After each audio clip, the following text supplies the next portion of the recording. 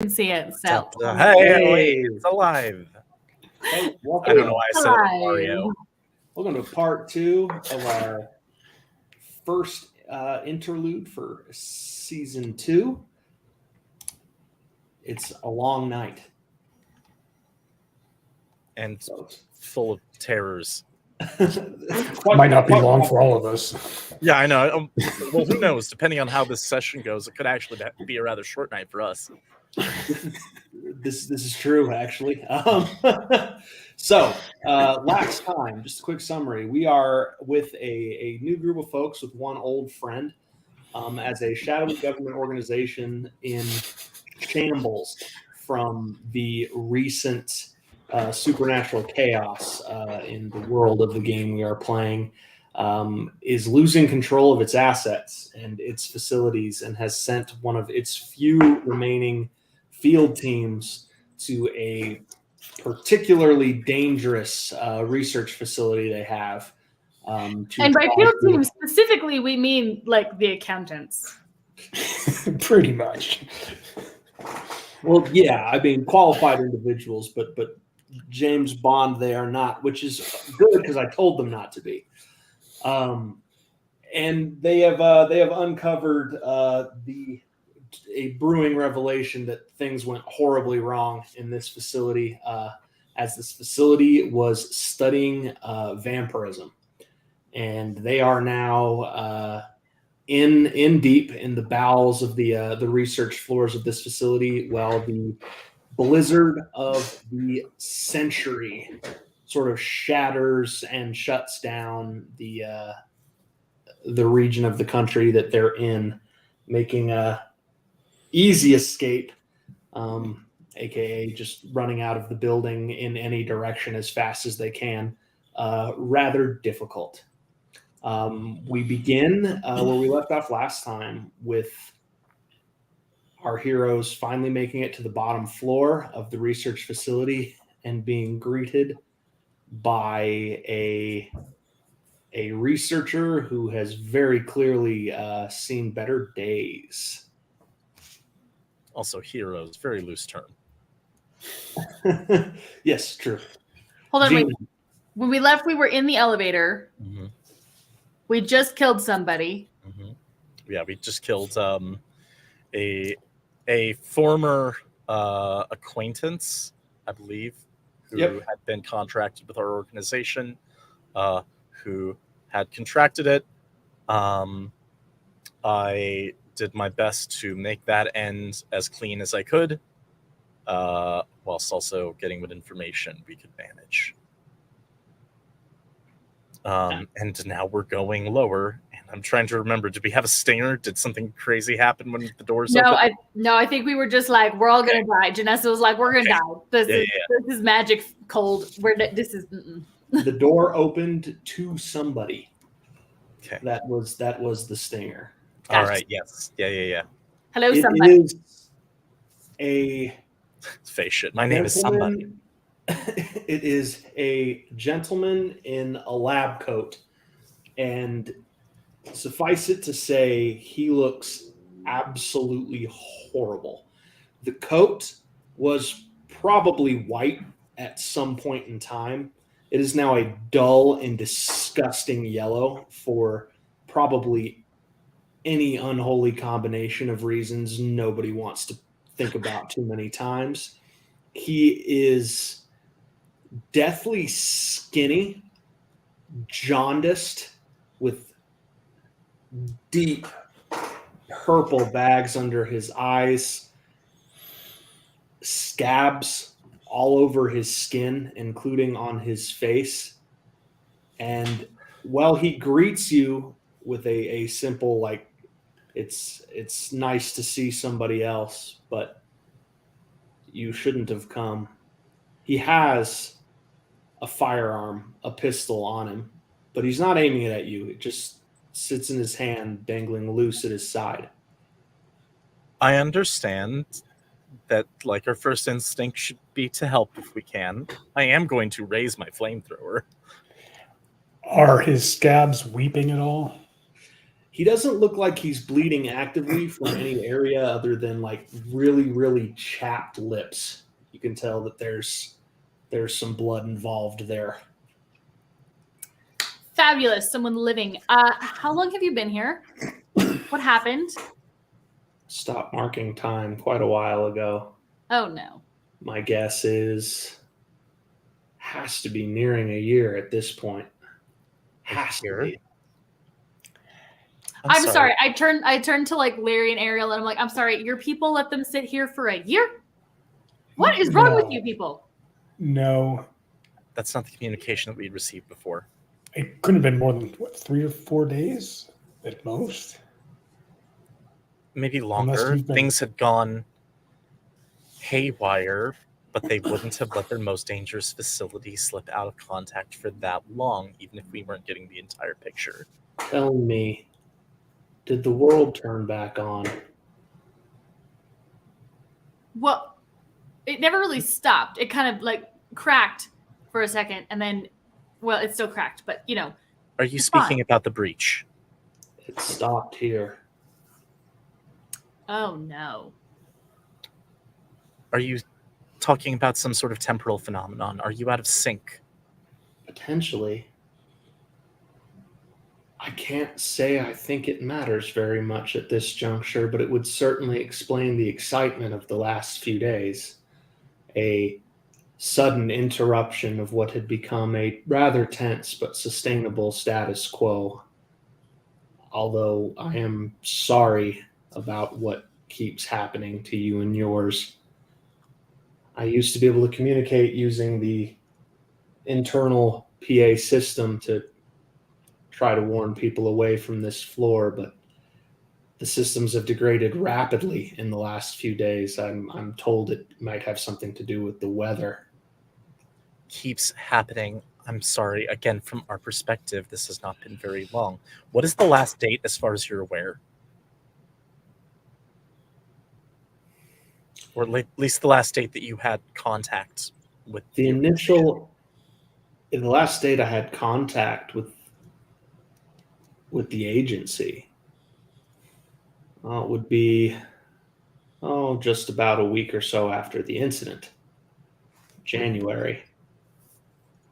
Oh my gosh, they're talking about the first incident, not the. Okay. Did they let it slip out? To the best of our information from the briefing we got, it had not been that long since they spoke, right? With this. What briefing did you receive out of curiosity? What did they tell you when they sent you here? Are you here to retrieve, or are you just more food for the project? Okay, well, I'm here to retrieve. I just need some notes. We're here to collect information and to report back.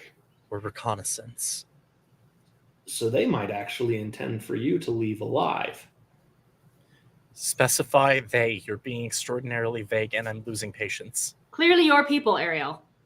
I understand. You're I need specifics.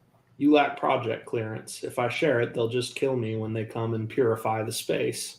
I really hate to break it to you, but you do not look like you are surviving this. That's a good point. The deputy director tasked us with collecting information. So if you give us information we wouldn't normally be clear to in these extraordinary circumstances, I think you'll be all right. Has the professor not briefed you?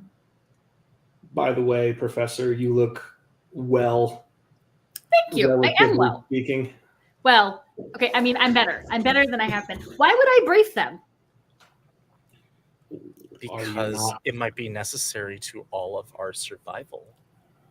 Are you not here on behalf of the agency to rein in what you began? Oh, no. See, they took this in a completely different direction than I was going. I was going in more of a ethereal, temporal, internal portal to the other side, and they went on to vampires. That's like a completely different track. It's not even the same genre. So yeah, no, I don't have anything to do with this. I am here to get my notes, take back what is mine, and then get out of here because clearly you people cannot be trusted. Follow me. There's one pod in this floor that yet remains secure. It's where I've been sleeping, and it's close. But come and be quiet. Take us there, and when we arrive, I want a detailed explanation of your experiences here. Fine. Okay. Head on a swivel with fire the whole time. That's Dan talking. Everybody roll for sharp.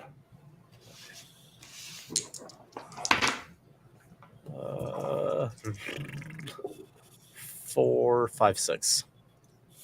8. 10. You notice all of a sudden this gentleman go stock still and is trying to very subtly signal the three of you to be very quiet. We do.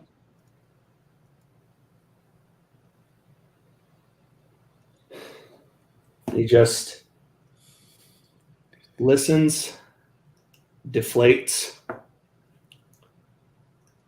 tosses his gun at you just as a group, and in a sudden instant is ripped backwards into the darkness by something. It happens so fast you can barely mark it, and the man doesn't even have time to make a sound. And all of a sudden, you're alone again. Does anybody see a door? We see a door. I'm not a field agent. I'm not supposed to be here. Oh my god! I am a field agent. I'm not a combat agent. Let's go back to the elevator. No, we need to find the door. The elevator's not secure. It's just going to take us back up. Suddenly, an angry, high-pitched, gut-wrenching scream from about 100 feet away, but obviously with things in the way, obstacles. It's not clean, unfiltered sound. Rips through the silence, and it sounds like a horrible, monstrous scream of pain and anger. I would like to look around. Is it the sound of a guy getting killed, or is this the sound of Very a monster much owl? not. Okay.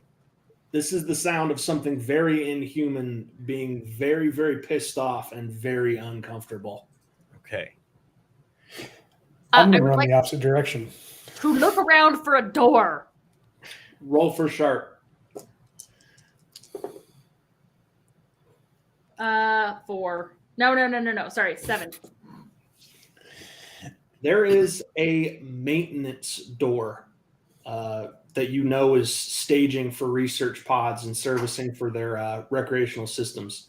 It's ajar, and it's right by the elevator. You have seen it before. You've been here before.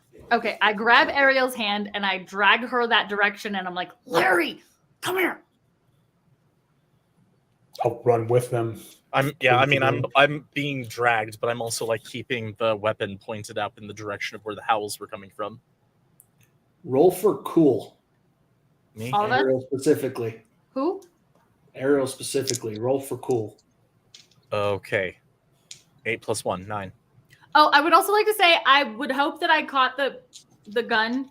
I feel like I did physically hit the gun, but you didn't. Yeah, even if it hit the ground, you had plenty of time to pick it up.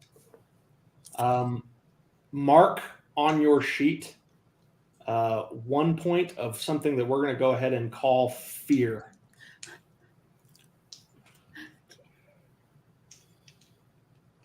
How many points of fear do we get? I'm not going to tell you what that's for until it becomes important.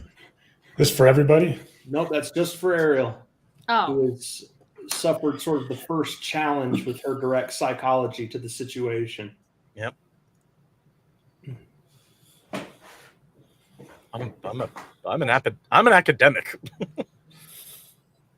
This is way above my pay grade. Right. You are steered into the maintenance hallway where, somewhat to your surprise, the emergency backup lighting is on. If you had to guess, this is where the researcher traveled to meet you at the elevator. mm-hmm. He said that he had taken up residence in one of the secured pods. You would imagine it's probably pretty close to the door.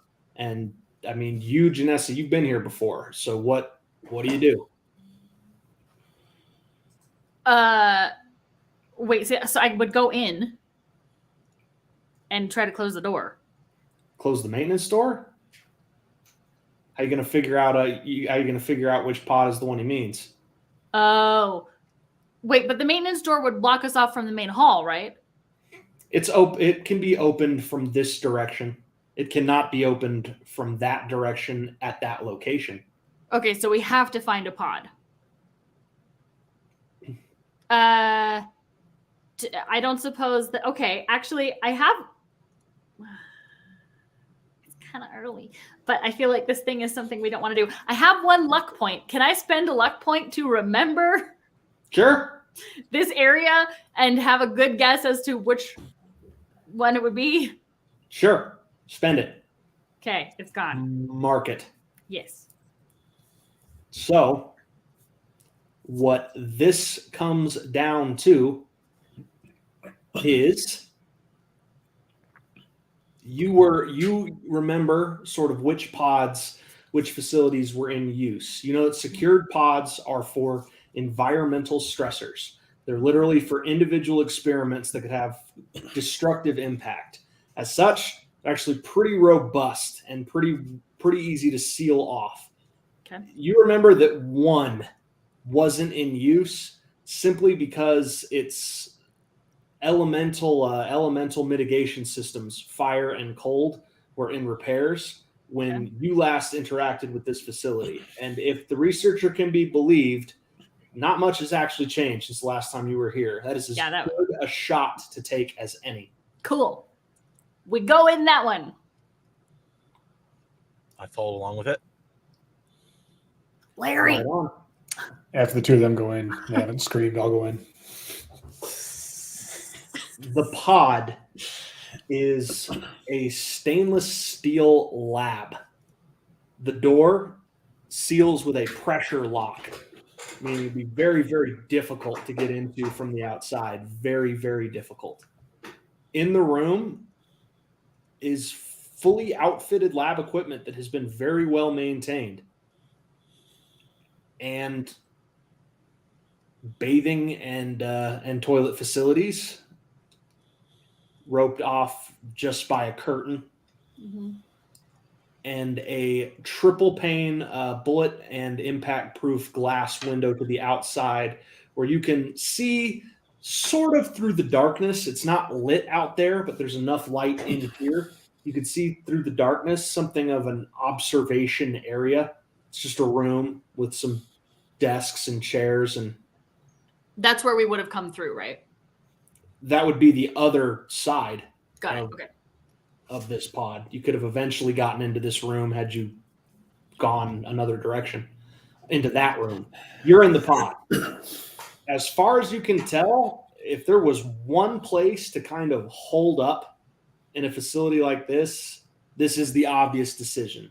It would take unbelievable strength to pry open that door once its pressure locks are engaged. It would take considerable impact to break through the viewing window. You would probably need better than a piece of furniture from a laboratory, for example, thrown at it to break through it. You'd need more like a round from a tank. Okay. And it has, other than food, the essential facilities to eke out an existence. Running water. Okay. The first thing I would like to do is look. Well, so I'm assuming we locked the door when we got in here. Yeah, I would assume you did. Okay. Let's do that. I feel like we were running, and yes. Okay, so we locked the door. I'm gonna double check all the locks while she does everything else, just to make sure. I would do everything I can to make sure it's sealed. I would like to look and see if this person was actively working on any particular experiments, and also I want to see if I can find a little beaker. So first, you're checking the lock. Roll sharp.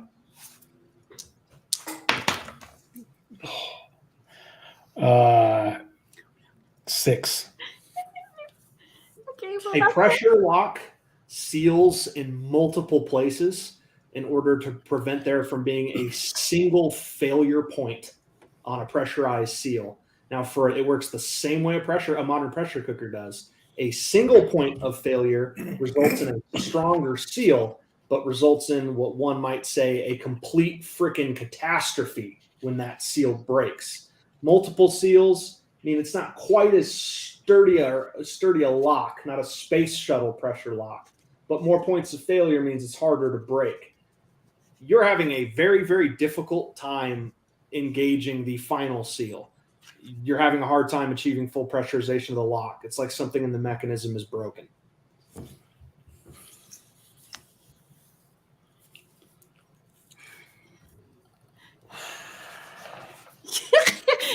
He's like, no.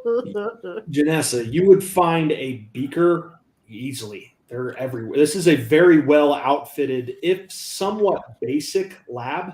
This is an environmental stressor pod. The only thing this is designed to do is to chemically and environmentally test something. And in layman's terms, that means light it on fire, put it in acid, try to make it blow up, freeze it in liquid nitrogen, etc., etc.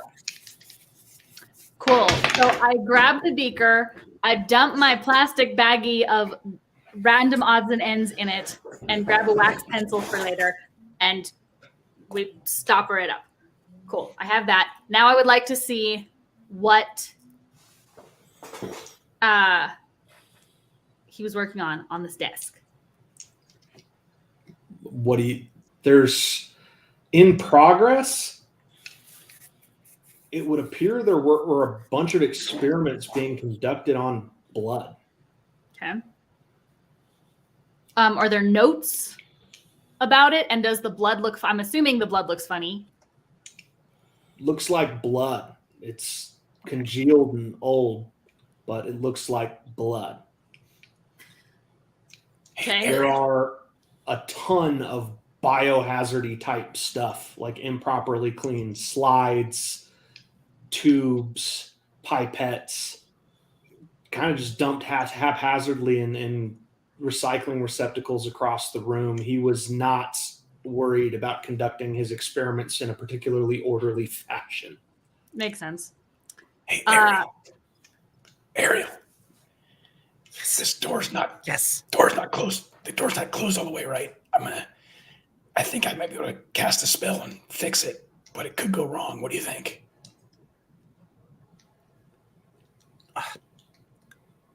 I don't know what could go wrong means here, Barry. I don't either. If you think that you have a plan that might work, that is different than what these people here in this facility might have tried, fine. I trust you. I want to try to use magic to fix the door, get it sealed properly. Okay. I'll let you roll cast that spell. Go for it. Okay, so that's 9. You cast a spell to try to sort of create a seal. Your spell does not fix the door, but you're able to fully engage the pressure mechanism in the lock using magic to manipulate air pressure. So you've got a good seal right now, but the effects of this success would be gone the second the lock disengaged. Good enough for me. It'll hold. Depends on what comes up against it, but a person, a rhinoceros, yes. Yeah, I mean, I'm not assuming that there's no super vampires who could do something about this, but this is a good solution. This would more than keep out a particularly determined silverback gorilla. Okay, I like that. That sounds like the best thing we could do. I would like to look around and see, is there any file cabinets? Is there any pieces of paper in here? Because clearly our source of information is dead. There's a computer in the far Ooh! corner. Is the computer on? Should I turn it on? Yes. It starts to boot, flashes up a warning on the screen. Warning, auxiliary emergency power, 26%. estimated device life, if left undisturbed, 24 hours, 16 minutes. Would you like to boot? Oh dear. Yes. 24 hours? Yeah, we'll be fine.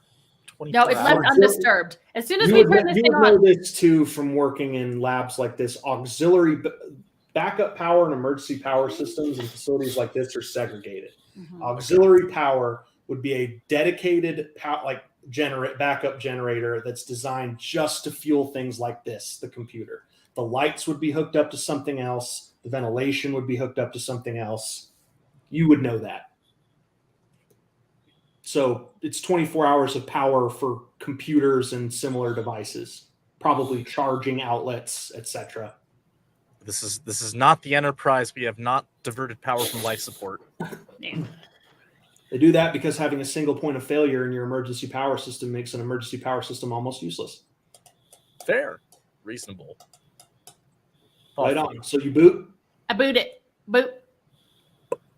It is it would be, or had been probably a year ago, a meticulously set up and designed research, calculation, and logging station. All the highest end software installed on a Windows sort of boot image. But Janessa is an experienced researcher. You can tell immediately that was when the employees of this facility were conducting things the right way. It is done quite a bit to descend into chaos, obviously. The guy he stopped properly logging his experiments, his logs, his calculations. Now his documents folder is just a friggin' mess of files going down. It looks like he just saved whatever he did to documents and didn't organize it in any particular way. There's various executables to open certain pieces of software you recognize as like calculation software, simulation software, chemical engineering software, medical logging software. And then there's a whole bunch of Word and a whole bunch of recording documents for a secured and encrypted sound and audio log system. You know that it's pretty standard practice in facilities like this to narrate experiments. Mm-hmm. Cool. I would like to listen. Well, this has been going on for a year. I'm going to organize it by... Roll sharp. Oh. If it starts talking about Kandarian demons, we turn it off. 6. All the men in your life keep getting killed. I'm glad we both know that musical. Yes. You rolled a 6? Yes. Can I try and like come down from my panic high and assist with the research thing so I feel like I'm doing something useful? Roll sharp to help. Yeah. That's my speciality. All right, and that 8 again plus 2 for a 10.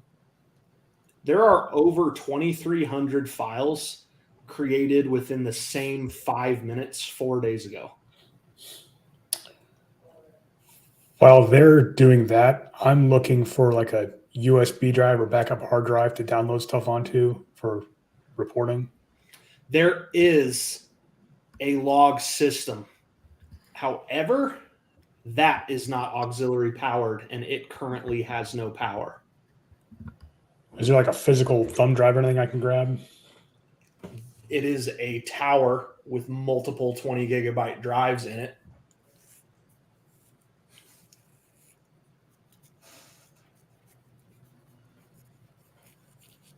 It's called a storage deck. The drives are modular, but there are like 20 of them.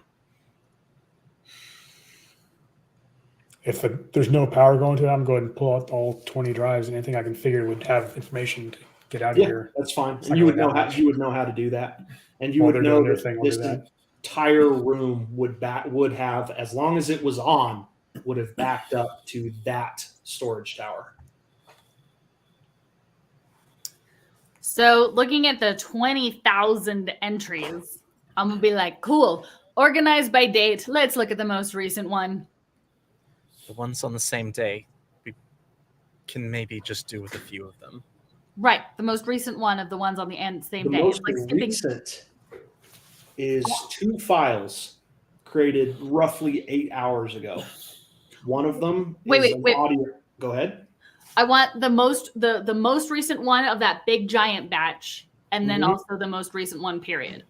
Most recent one, period, is an audio recording taken about 8 hours ago.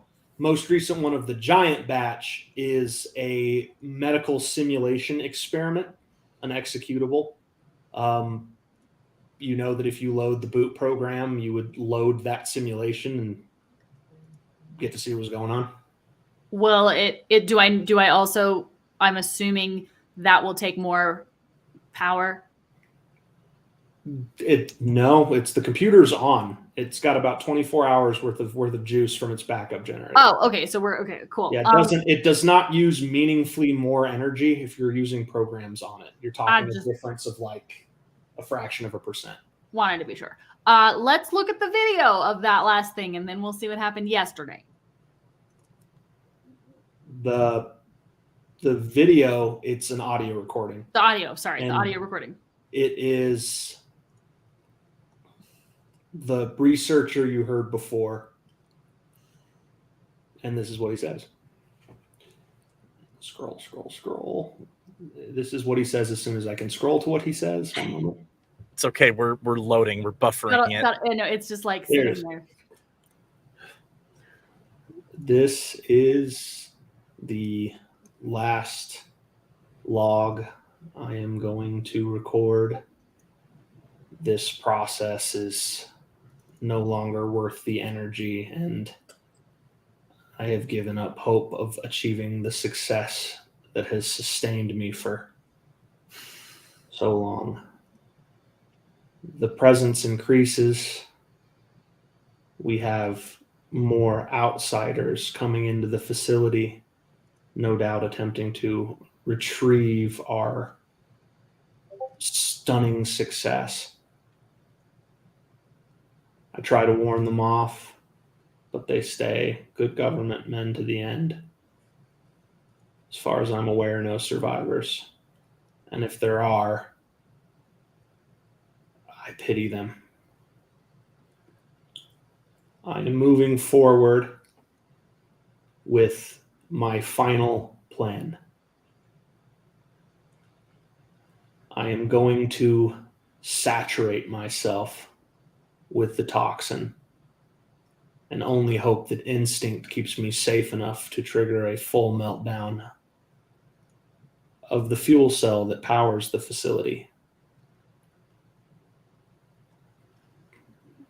I understand the consequences, but I've become more and more convinced of its necessity because they're going to keep coming, and not a single one of them realizes why. I would like to leave to the extent that this file ever reaches the outside world. My pension and my insurance to my son, Anthony. Don't tell him who it came from. He's likely to turn it down, but it should pay for grad school and a start. Leave my apartment, what's in my accounts, to my ex-wife, Sheila, who I never did a damn thing for until now. Tell her who it's from so she knows that she made an impact on me in the end. And finally, get my research to somebody who has nothing to do with the agency. Get it published. Get it out there. The stakes are dire. I must prepare. Things come to an end, and they come to this end rapidly. If there is a God, please allow enough power to be generated in the spike when I trigger the meltdown to restore internet connectivity such that this file may be effectively sent. Good luck. I love you, Anthony. Good luck to you and everyone else in your accursed doomed generation. Goodbye. Oh, dear. All right. Well, let's see what he did 8 hours ago.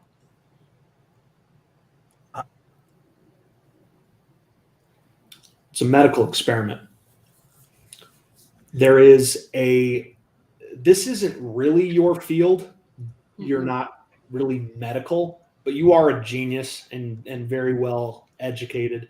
So you can kind of tell the edges of what's happening here, but you lack the expertise for any detail, and that's not a matter of a role. You just do. No, she's like theoretical chemistry is limited in use. This is a blood sample. Uh-huh. You can just tell by the chemical makeup reading out on the spectrometer and on the sample lister on the sides.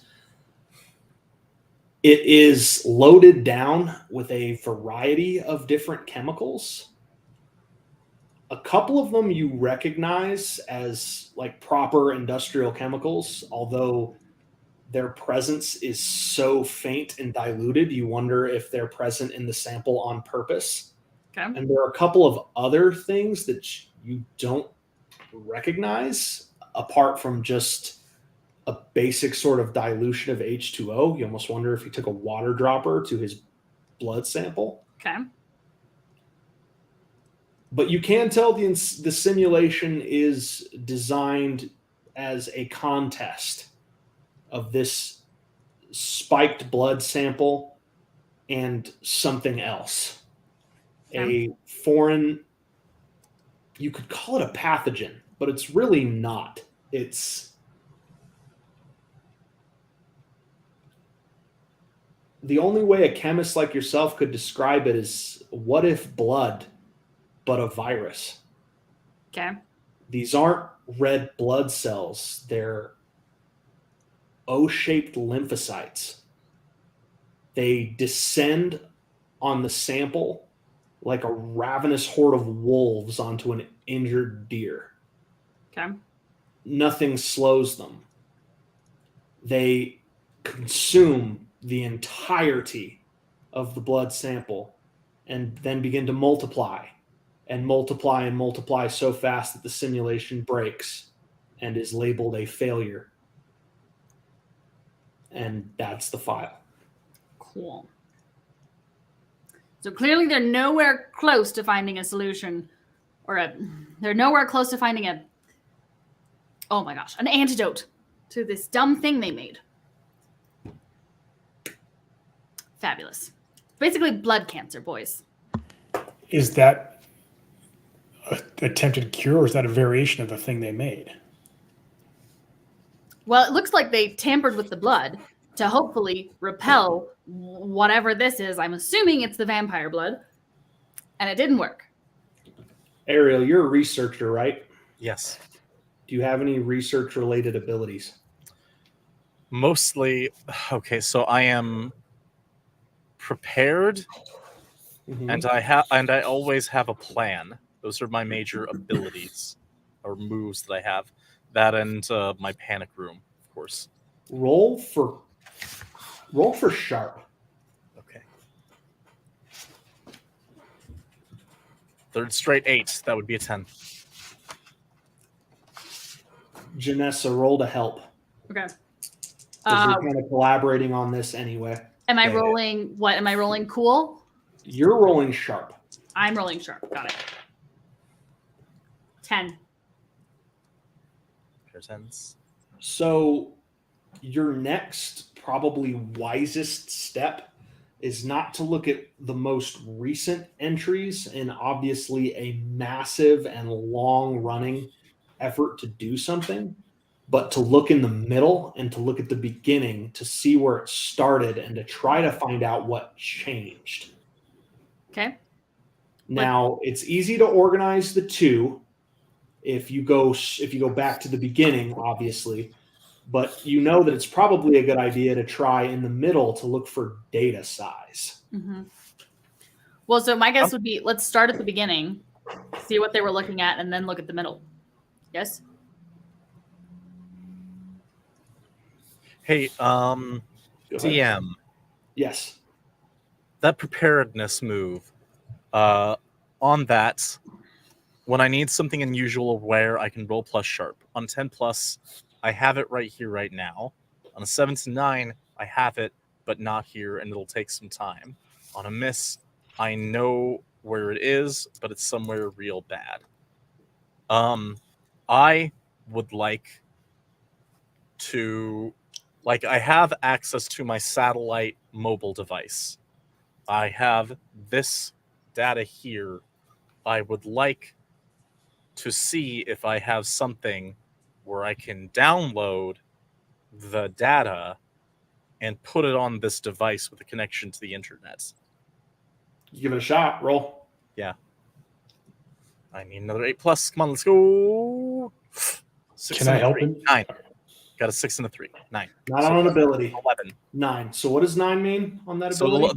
So the plus 2, 11. I have something that could connect to this piece of technology and download here and now. Your phone is a field piece. It has an adaptable port and a built-in sort of HDMI flip-out socket that you can hook into damn near any machine and pull data. Okay. You can download as much data onto your phone as your phone can carry from this computer. You are too low. You are too deep into the ground to send it out of here. But if you could find some way to improve your signal, you could, yeah.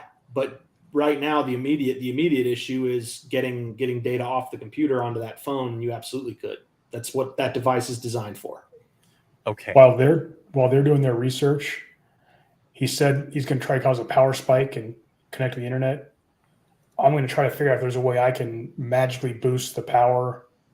I'm going to go through all the wiring and see if I can figure out some way to give us at least a shot to burst transmission, send out an email saying, what we're doing while they're doing their thing. I figure it'll take me a while to figure that out. We'll roll to see what kind of for this would be weird. You're casting a spell. Okay. Rari move. Yes, that's a snake eyes, so that's a 5.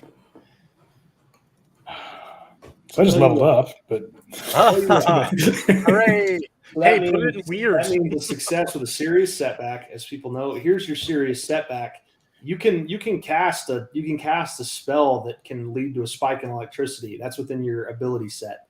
You don't know what to cast it on, and you're worried that if you do it on a local device, you could seriously risk frying something.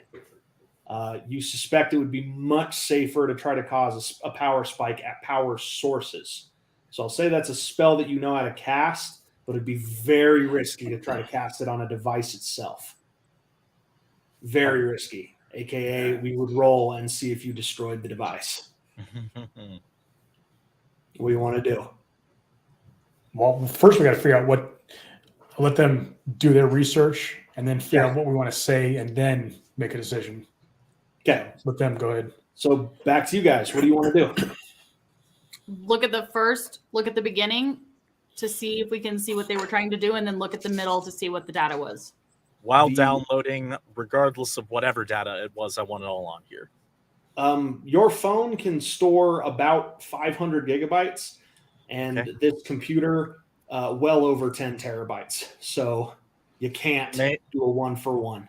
But I'm aware that no one would possess a large enough external hard drive to pull all of that randomly. May I also roll my preparedness to see if I've got a terabyte? That's reasonable. You may. Okay. This one is maximum for 14 total. I've got a terabyte. You know what? You have a whole sort of suite of different chips to improve the functionality of that phone. And among your chips, you have enough data chips for 2 terabytes. Perfect. Okay, we're going to be going through this, and during that process, we're going to set priorities for the stuff that seems like it would be most critical. Go ahead. That's fine. I don't think I need to make a roll to do that. Okay. But okay, the Yeah. first file is a very well named, meticulously coded audio log. It is the first stress test run on new sample group B. Cool. Boop.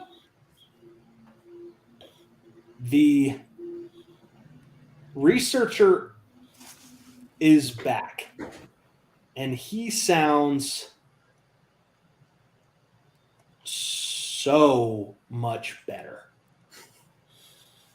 Bright, sunny, intelligent, and Poor buddy. full of verve. And this is how that goes. Scroll, scroll, scroll. Buffering, buffering, buffering.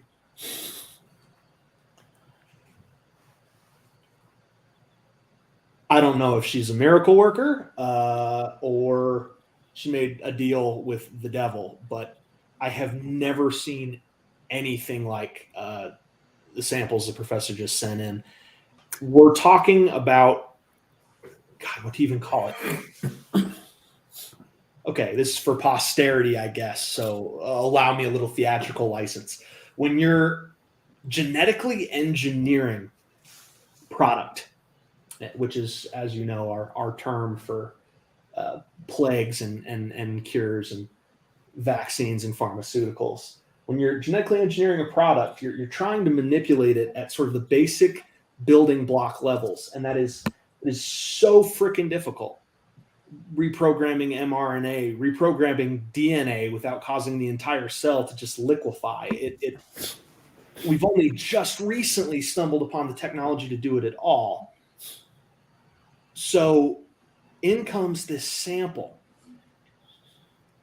And this sample contains, I have to call it a pathogen because it has the same geometric structure, although what shape this even is, I couldn't tell you. It's sharp angled and resembles proteins, but its only purpose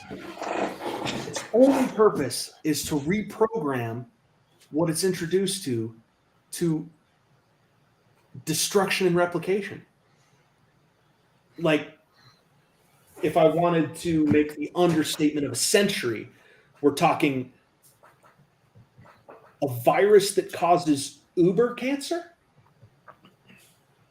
but it's so much more remarkable than that, because get this sample, the reprogramming of the DNA and RNA sequences, it's not engineered. It's natural and endemic to the pathogen. What Professor Janessa Miller sent us from Weldport, Washington, from her rinky-dink lab in the Felton chemistry department, is the greatest and most brilliant achievement in biomechanical engineering in the history of the species. The potential for this, if it could be properly harnessed, we could eradicate disease. If I could just figure out, I left this job because I had done all that I could at Johns Hopkins. We didn't have the money, and we didn't have the technology to move our fight against the worst diseases and cancers that the human body suffers further fast enough. I came here to try to see if the bizarre shit that the agency works on could possibly speed that process up. And this is the breakthrough. Oh, poor boy. He thought they were going to solve all illnesses. That's not a good business model. They'd never do that. The director, he thinks that my idea has merit. So he's given me this pod and some samples of my own to run a test. And I'm going to tell you what we're going to do first. I'm going to have the agency send me the most robust, nasty sample they've got. Maybe they got like an extraterrestrial flu or something, like the strain, like Michael Crichton. I'm going to have them send me the worst thing they got. in the bowels of their warehouses. And I'm going to see if I can make this thing take it down. Because if I can nudge this remarkable virophage and turn it into something that works for a person, not against them, we would never be sick again. Yes. They're never going to let you do that. Oh my gosh. He's like a tiny little spring chicken. He does not understand how this game works. I'm going to conduct my experiments under the experiments sequence chain that I've named this file under. And I would ask that my research assistants, yes, Monica, I would ask that you keep them in string in line so that I can easily recap my efforts. That would be wonderful. I'm so excited. I'm going to stare at this under a microscope a little bit more. I hate to be this kind of guy. Everybody knows I'm a big old lefty softy, but government might want to arrest Professor Janessa Miller and get her down here and tell us how she did this, because she's the most brilliant biomechanical engineer our species ever spawned. Would that slavery wasn't illegal. It's what? Would that slavery wasn't illegal. Rude. All right. Rude. Also untrue for prisoners. I'm going to start my experiments tomorrow. I'm so excited. Cool. So the middle? Interesting, So- Janessa. I think that we could effectively call whatever is happening down here your grandchild. Okay, well, that makes me feel super old, so let's not. I hope you don't mind too much that your feelings on the matter, given everything that we've witnessed so far, are not my primary concern. Oh, I don't expect they would be. That's totally fine. It's just that I'm 26. There's no way I'm a grandma. Keep going. The two largest files, sort of in the middle-ish of the huge pack, are another experiment file and another log. In fact, it is the last log using the naming convention that he started with that first log. Okay. Boop! Which one do you? Oh. Wait, it's a log and a video? Wait. Is It's that a right? log and another experiment executable. Let's go with the Simulation. log and then the experiment.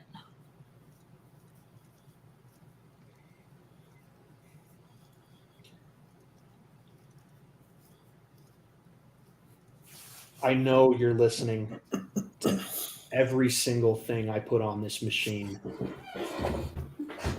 I'm not going to even pretend that I'm trying to socially engineer this situation. I'm not going to try to manipulate you. Instead, I'm going to speak right to you, spooks. You have to destroy it all. You have to destroy every sample we tainted. You have to destroy everything we worked on. You have to put the samples from Weldport in a stainless steel box, and you have to bury them under as much earth as we're physically capable of moving, because and you have to kill the professor so she can't make more of these, because this thing is the end of mankind as we know it. I don't know what you sent me, but stop designing diseases like that. You mother. What a horrific thing you sent. A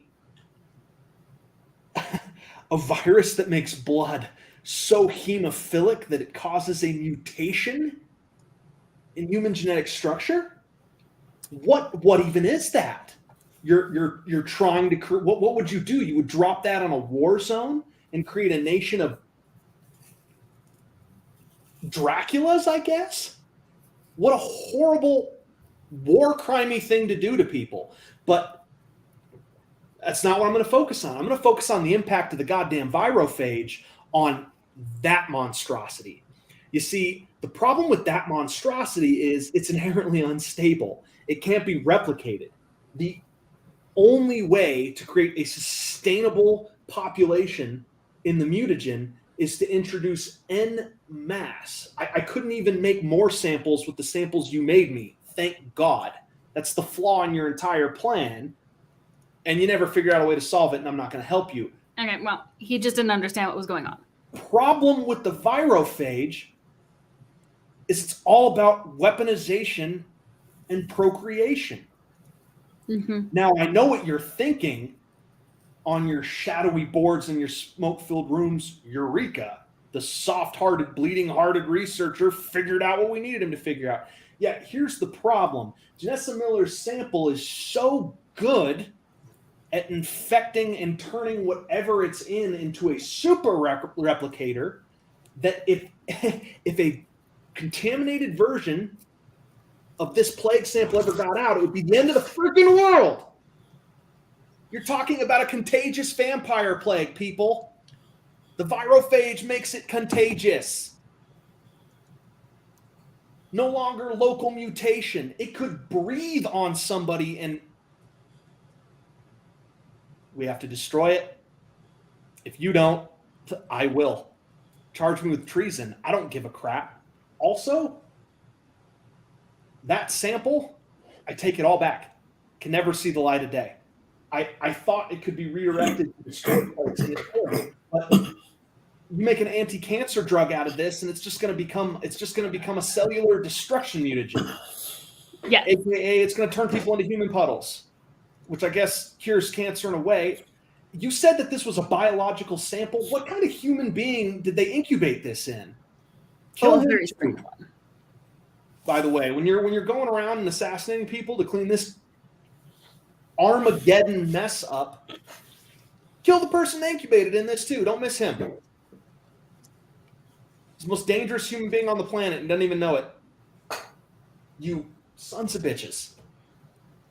You're going to end the species if you keep doing stuff like this, and I'm not going to let you. I'm signing off. Do the right thing or I will.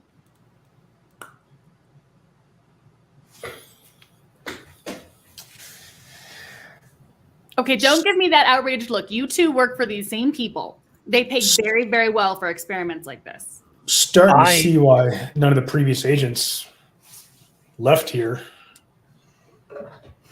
In fairness, it does seem like they kind of egged the thing on. When I took it out of the little godling, it was not doing quite all of this. So some things have changed. Maybe the time warp did a few things. You're the one who got in here from well outside without company assistance. Uh-huh. Do you have contacts, anyone who can manage an appropriately nuanced response to this information? I believe that if I were to send it to mine in the intelligence community, it would be directed in the wrong way and potentially commandeered by people who Your would bosses. glean the wrong message from it. Your bosses. I have more than one set of those, and I don't trust any of them right now.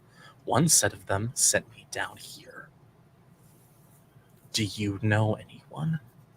Yes. Actually, there's a couple of really, really smart college girls. I have their cell phone number in my brain. But you see, I have spent the last 6 months inside of a very, very, well, it should have been fancier, but mental health spa. So I don't have any other connections. But the college girls, they would be able to get this to the right people. And I'm pretty sure it would be the people that you would approve of. They're not official people, but we could call them if we can get up. We just have to get up. And before we get up, we need to get my notes. I don't need any of the actual samples. I think I can probably track down my originator and get a little bit more. I just need my notes. If any of us go back up, and if you are serious, I don't even know if you're speaking in code right now. No. If we are trying to get this to these college girls, that they have some understanding of the nature of these situations? Oh, God, no. They're actually kind of dim. But they have a lot of really good contacts, and one of them has a really good heart. So I feel like she might know the right thing to do. And then there's also an ex-military dude who could probably, maybe get it into the hands of the correct people in the military, if he still knows. That would be interesting. This is a pathway. Wait, we need to go back. Are we We need sure to go back we if we're not certain that we're not infected. Yeah, do we want to breach the outside? Do we need to go back and make sure our plan of action? Are we going to leave this facility and potentially kill off the human race? I think we're fine as long as we don't actually come into contact with, like, blood to blood. Do you have any scratches on you? I haven't been damaged yet.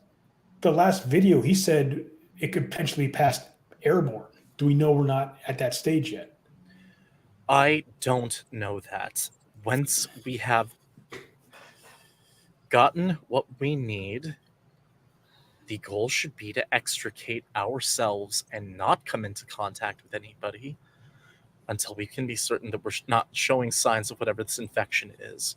Once we've gotten through the worst of it, we can try and take a closer look at the research, determine what signs of infection are, how quickly they show up, and if they do, we do not leave this facility. You guys notice that the computer screen is blinking. Getting to the end of that file has triggered an executable that wants to open another log. Let's open it. Yeah, let's do that. Boop. I'm recording this message to the clean team that's gonna get here from the outside sometime. Oh, poor honey. Listen, okay.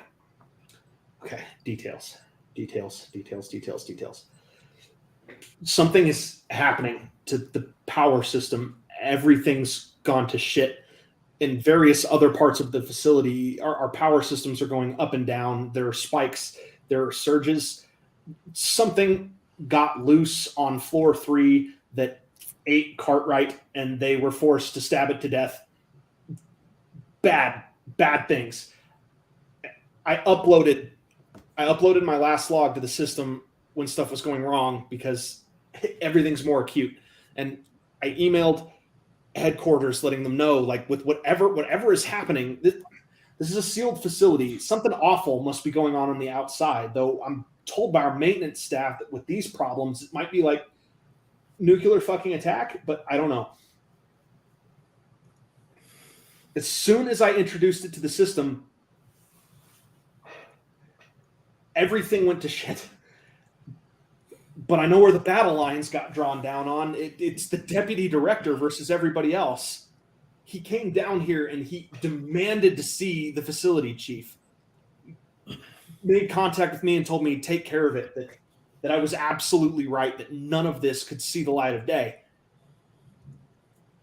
The security chief, something happened. He infected himself with my Zeta sample.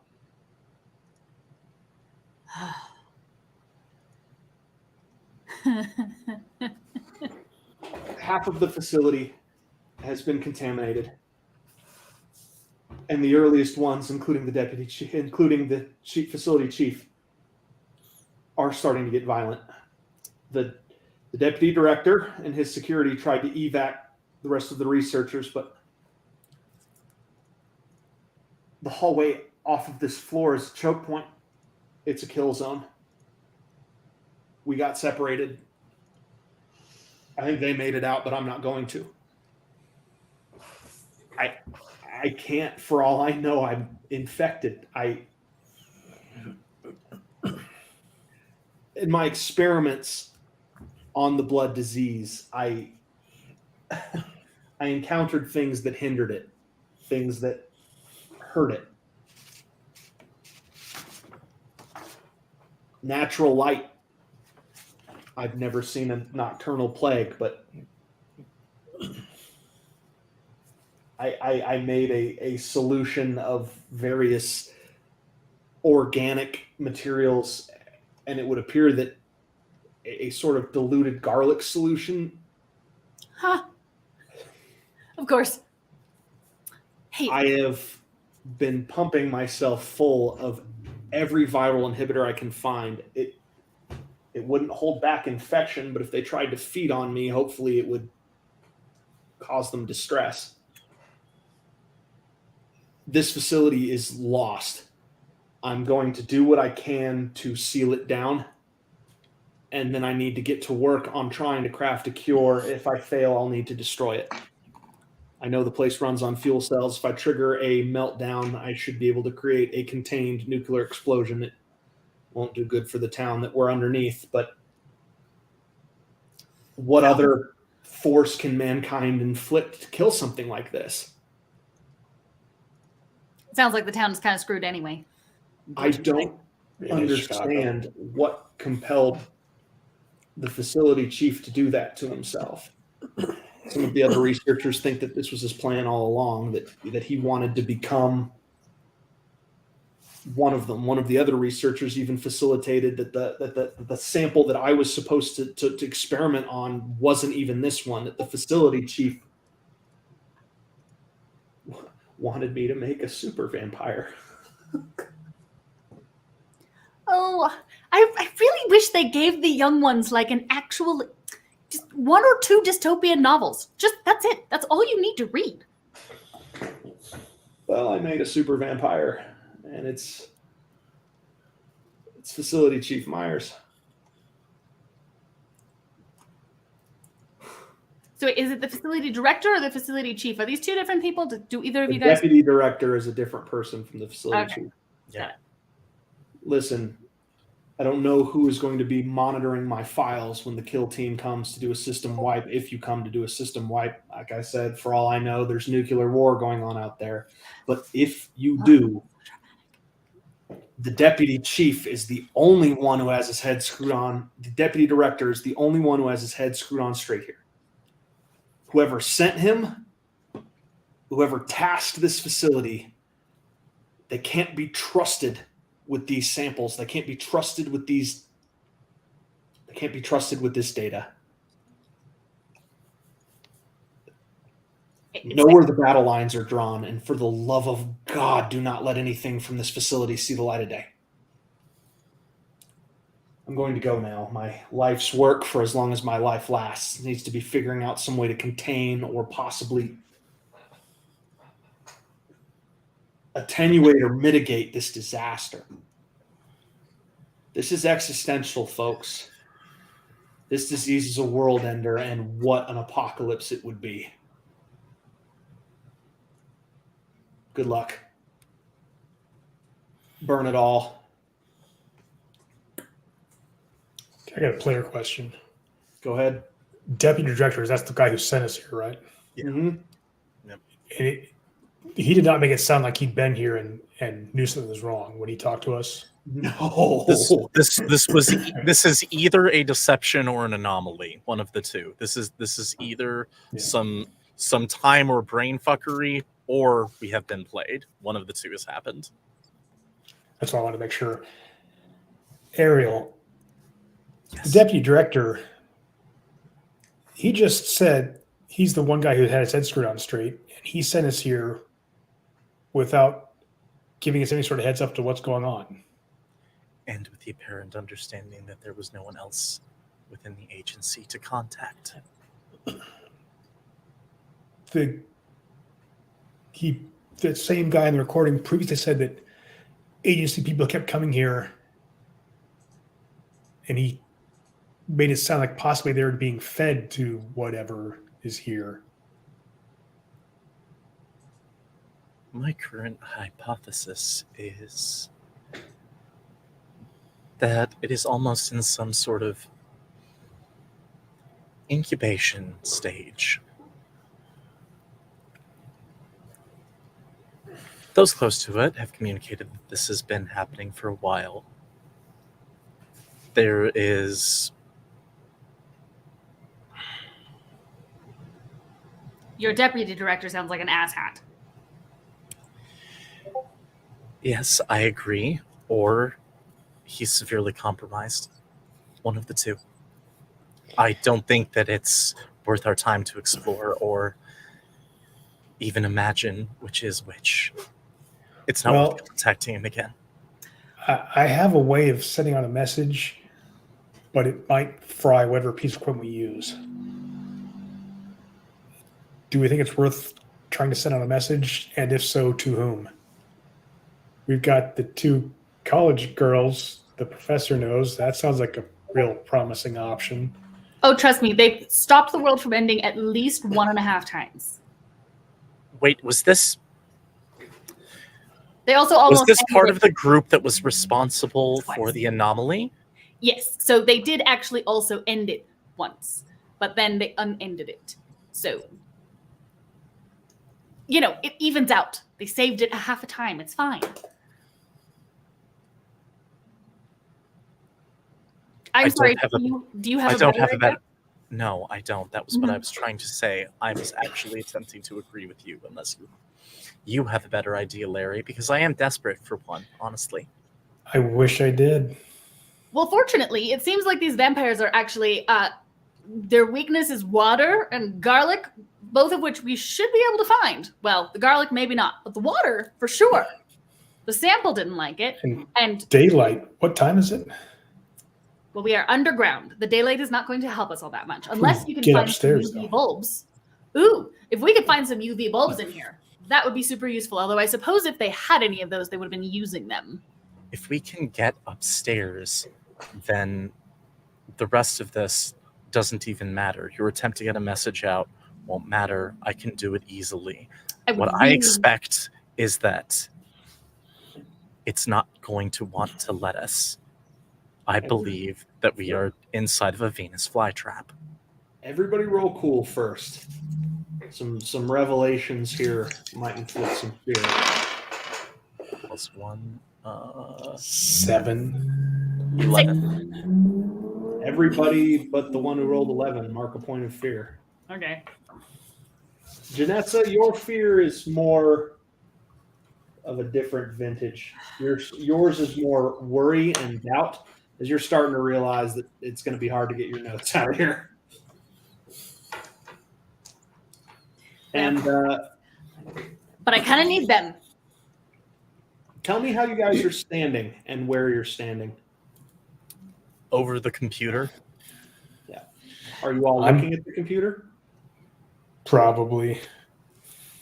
I mean, honestly, when he said garlic and like eating garlic or whatever, I was kind of wanting to start looking through the cabinets to see if there was any of that left, or maybe even silver, Roll because I sharp. know that's Roll sharp.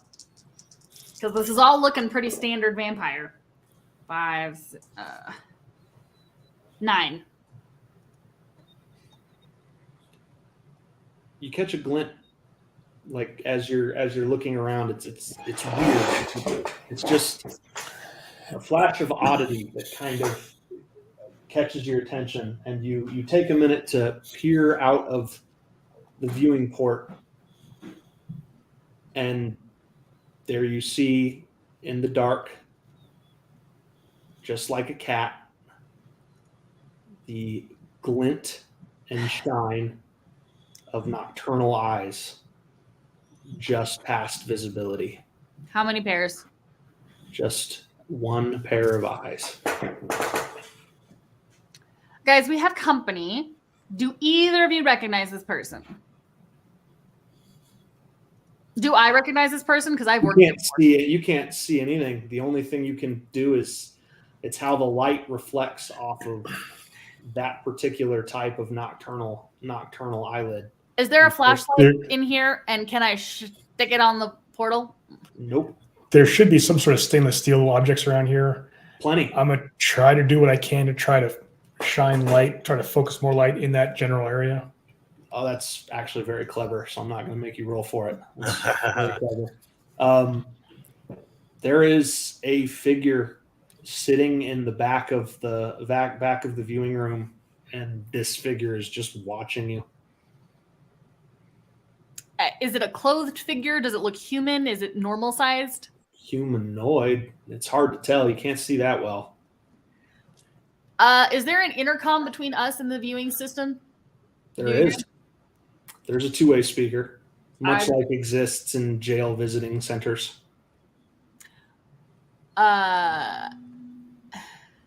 Just shakily holding on to the fucking flamethrower.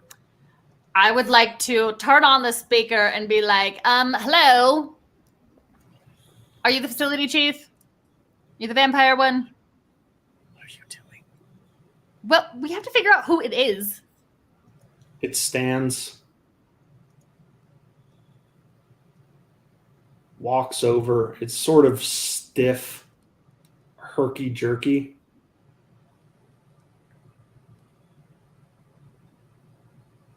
And just before it steps into the light to the point where you can get a good look, it slams its hand into the viewing port glass.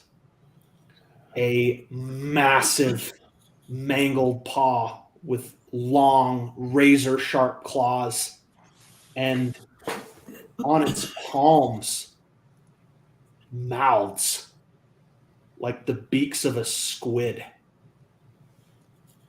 Oh, that's terrible. I I- scream. Definitely didn't do that. Everybody roll cool for fear.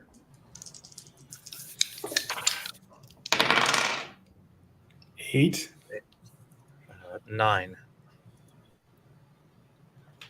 4. Everybody get a point. Does anyone have 3?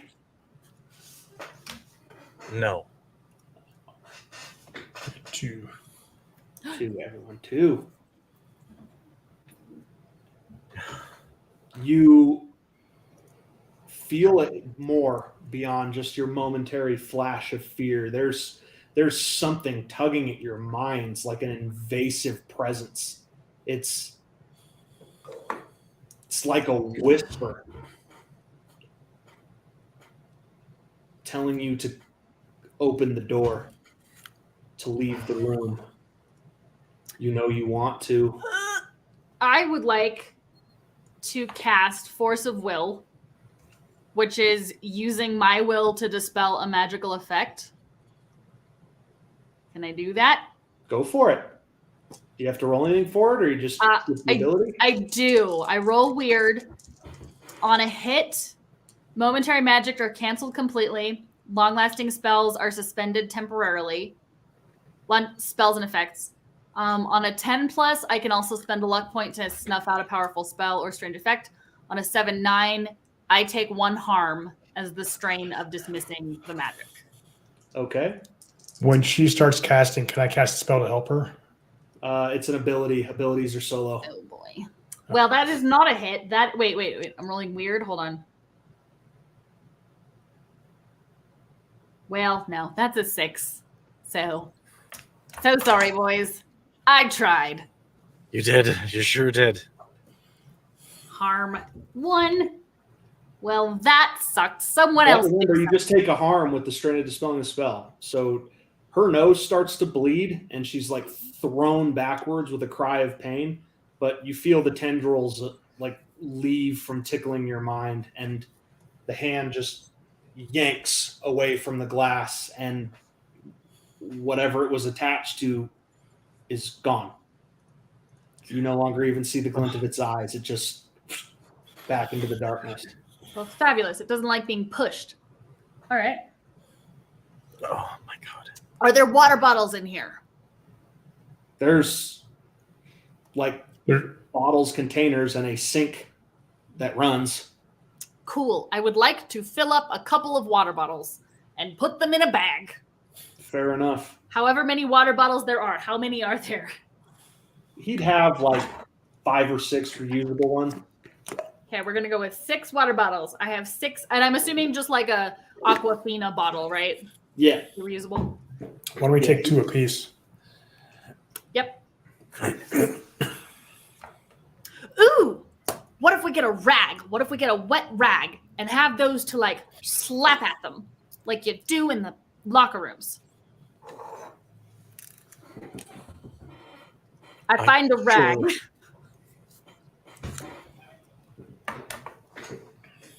Sure.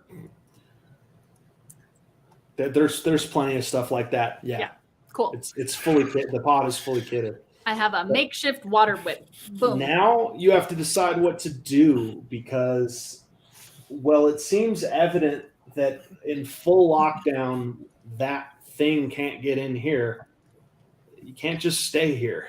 Yes, it can definitely make us let it in, which is not great. So, Is there any silver nitrate around here, or any sort of? Yeah. I'm gonna coat all of our bullets with silver nitrate in the hopes that it'll do something. Go for it, and you don't have to roll. This is all easy stuff to do that you have time to do. Right, Spend a few minutes doing that while they're trying to figure out the best escape route. do we have 2 guns? 3 now, right? Yep. 3. Okay, cool. We each have one. So we each have a gun. Well, we clearly need to go. We're already here. Can we just get the notes? Do you really Yes, think whatever. you want to? Maybe if the whole world forgot about this research, it would be good.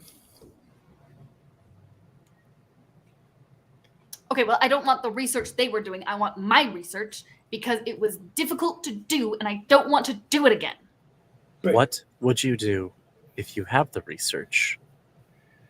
What is Well- its potential application beyond this? Nobody knows. It is the blood of a godling.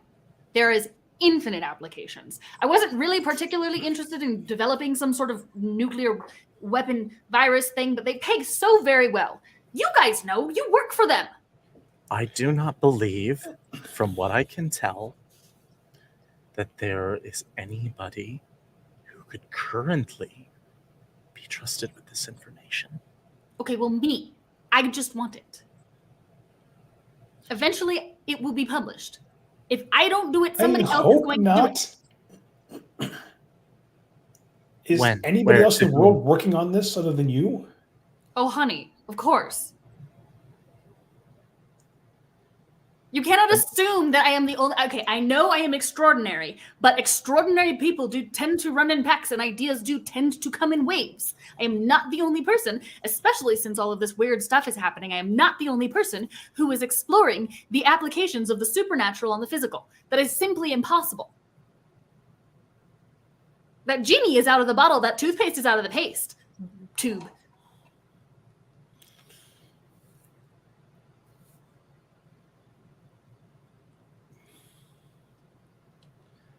If other people have that research, then I see no reason to risk our lives over it. I think that there are. We don't know if they're good people who have it. What if the Russians have it? Then the Russians have it. Then Russian agencies will have to deal with this exactly as we are. What is the likelihood you will die recreating your notes? Pretty small, right? What's the likelihood you'll die going to recover your notes? Pretty high. Why don't you spend the extra time just redoing the research instead of risking all of our lives to save yourself some time? If you die, you can't complete the research. As far as I can tell, we should have 2 priorities. One, make sure that the information contained now within my cell phone is able to find its way to people who can do more about this than we can. And 2, try and see to our unfortunately departed scientist friends' plans and see to it that the facility falls into ruin. I don't know which of these to prioritize or which has the greater chance of success. And thusly, I think that it would be wise if once we leave, we go in 2 separate directions. And I am not saying that because I'm looking forward to it. I'm saying that because I think that maximizes our chances of one of them succeeding. And I think it is very likely that both will fail. But if one works, then we're better off. Okay, well, You're if we're talking doing about that, then splitting up. I want to carry the data. It's my phone. You're talking about splitting up when we get to the surface, right? I am talking about if the elevator and the fuel cells are in two different directions, we should split up when we exit this room. And one of us goes to the elevator and goes up and tries to just get out? If we can. I think it is likely that something is going to be waiting for us there, because that's the likely move, but we know, at least of a short while ago, it was working. Our first vampiric encounter had come up from here, as far as I can tell. I think we should stick together until we get to the surface. We don't have much chance of success either way. If we split up, we're not going to make it. I don't think. I mean, We're I rolling the volunteer. dice either way. I volunteer to take the data to the elevator and just go. That's fine. You two seem to have some sort of weird hero complex death wish. That's fine too. You can figure out how to blow this up. I will get the data to my college friends. We'll be good. I don't trust you with that. Why? Any number of reasons. Take your pick. Okay, well, I'm incredibly vain. I really want this data to continue to be accessed by me. And I also know that if you take it down to try to blow this thing up, you are likely to blow it up with you. I'm not taking the data down to be blown up. In fact, I am down to try either of these options myself. But if someone is going with the data, I don't think it should be you. Or at least not alone. Well, We I'm have not going down. What? I invoke your temptation of power. Uh-huh. How do I do that? I mean, so the way that works,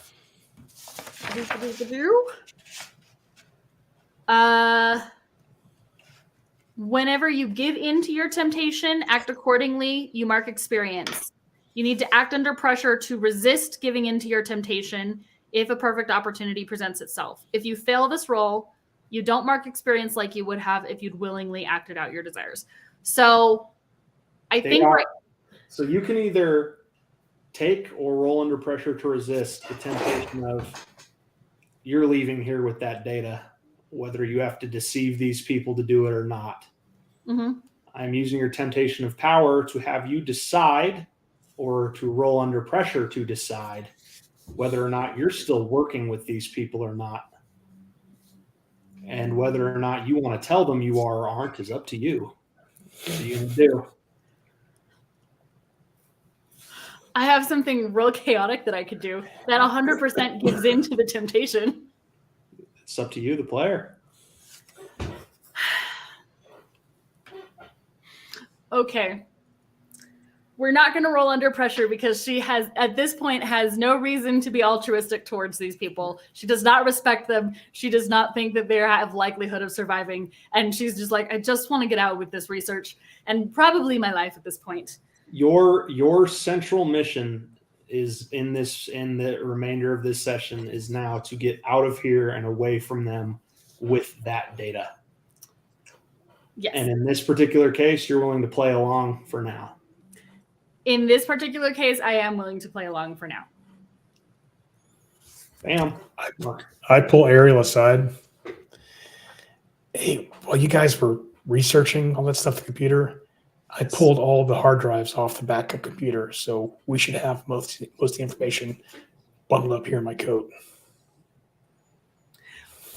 Okay, hold on. We're in a small room. I'm not going to just let them walk away. Can I roll to hear them? Because you noticed him doing that. Right. So That's you don't have to obvious. overhear their conversation. You know he has hard drives. Right.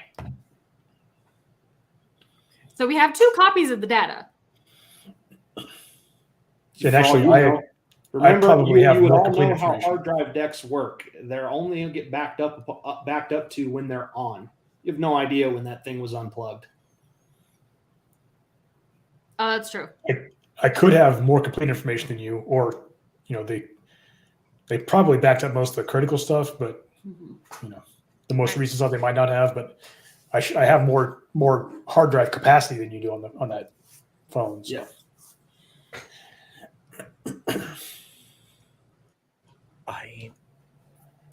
Okay, well, since you don't trust me, what are you going to do?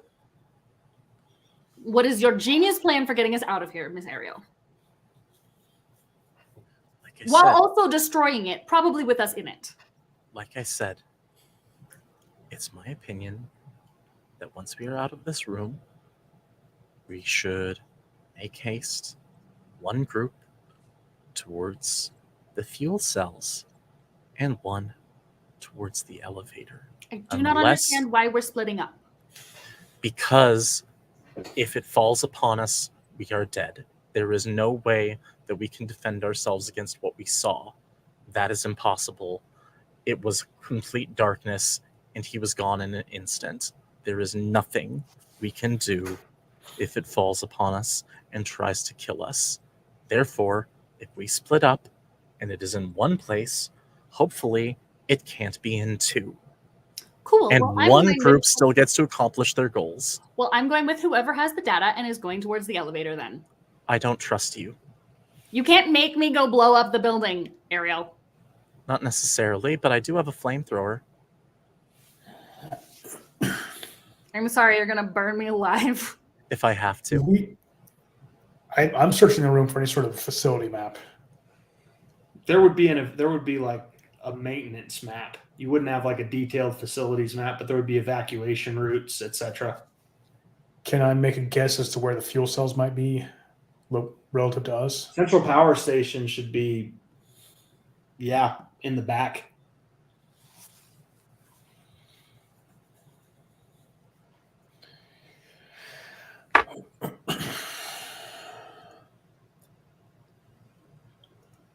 How about this? We go get eyes on the power station and then all proceed the elevator. When we get to the surface, I think I can probably overload the fuel cells from up there if you give me enough time. I'm fine with that. We're still putting all of our eggs in one basket, Larry. If we die, then we all die. I'm more concerned about us getting picked off one by one if we split up. If we get picked off one by one, that still leaves the chance for somebody else while it's distracted. We're increasing the odds for the other person. I'm just trying to be logical, Larry. I'm trying to run the numbers. That's all I have left because I don't have good decisions here anymore. I have calculations. That I can still do. So if we get attacked and we're all in a group, whoever's attacked tries to buy the others as much time as he can, and the others get out of here. Is this some sort of battle of honor thing? I don't. You all hear dull pounding coming from the other side of the door, like frantic knocking. From which door? From the pressurized door. The one with the hand sucker guy? No, the other one. That was the window. From the door you pressure locked. Cool. Is there voices? Let me in. Let me in now. We've got minutes. Who are you? We've got minutes. It bit me. We've got minutes. Okay, well, if it bit you, I feel like you should stay out there. I'm going to go ahead and open the door. 12 to 18 minutes to set in. We have minutes. I'm going to go ahead and open the door. In there. Thank you. And I'm sure Ariel's standing by with the flamethrower. Yes, I am. He rushes in, and it takes you aback how he looks. He's taller. He's muscular. His skin is pale and no longer yellow. His eyes are black. He strides into the room and starts looking at his lab equipment, and you could see his mind like racing. Well, hello. What do you need? I need to figure out. We've pulled the data. Why? Why would you do that? I'm sorry. You said we have minutes. What are we having minutes? I'm assuming it's until you become murderous. I need my sample. I need my sample. You need to inoculate yourself with my sample. Oh, fabulous. Is that this one over here? And I'm assuming, are there syringes or is it just? There's a whole bunch of lab stuff. The stuff that you were looking at when you looked at the simulations. Mm-hmm. I created a way to spike the blood. It bites, it hurts it, it runs. It does not stop infection, but stops you from getting drained. Well, that sounds great. Is this it? Yes, inoculate yourselves immediately. I do it, and then I grab want another one, and I just stick Ariel. No, I'm pointing my flamethrower at you. You're pointing it at me, not him? Yes, I am pointing it at both of you. You can't point it at both of us. Corner. I'm behind you. He came in the door. No, you are not behind me. I Yes, am I backed am. into a fucking corner. How much fuel is in that torch? Not an eternal amount, but enough. I've used it once. Use it on the fuel cells. It'll trigger a meltdown way more clean than I had planned to. Fine. We need to go. Seriously. I'm going to. Anyone else? Ariel, I'm let going her to toss- inoculate you. I don't know for sure that we can trust what he's All right, saying. Ariel doesn't get any. Here, Larry, have one, and I just hand you this. I already took one. I am going to toss him a knife. And I am Ma'am. going to say, if it's taking hold, you're going to use that, okay? You don't understand, any of you, and I'm going to demonstrate right now. And he takes the knife. It is a holy knife for the record. I don't think that's going to help. Instantly, steam and smoke and this hissing, the flesh bubbles and the skin splits, and it's like the gash is literally trying to claw itself open, and you smell burning flesh, and his face is twisted in this mask of pain, and then it starts to close. First slow, then faster, and then he heals.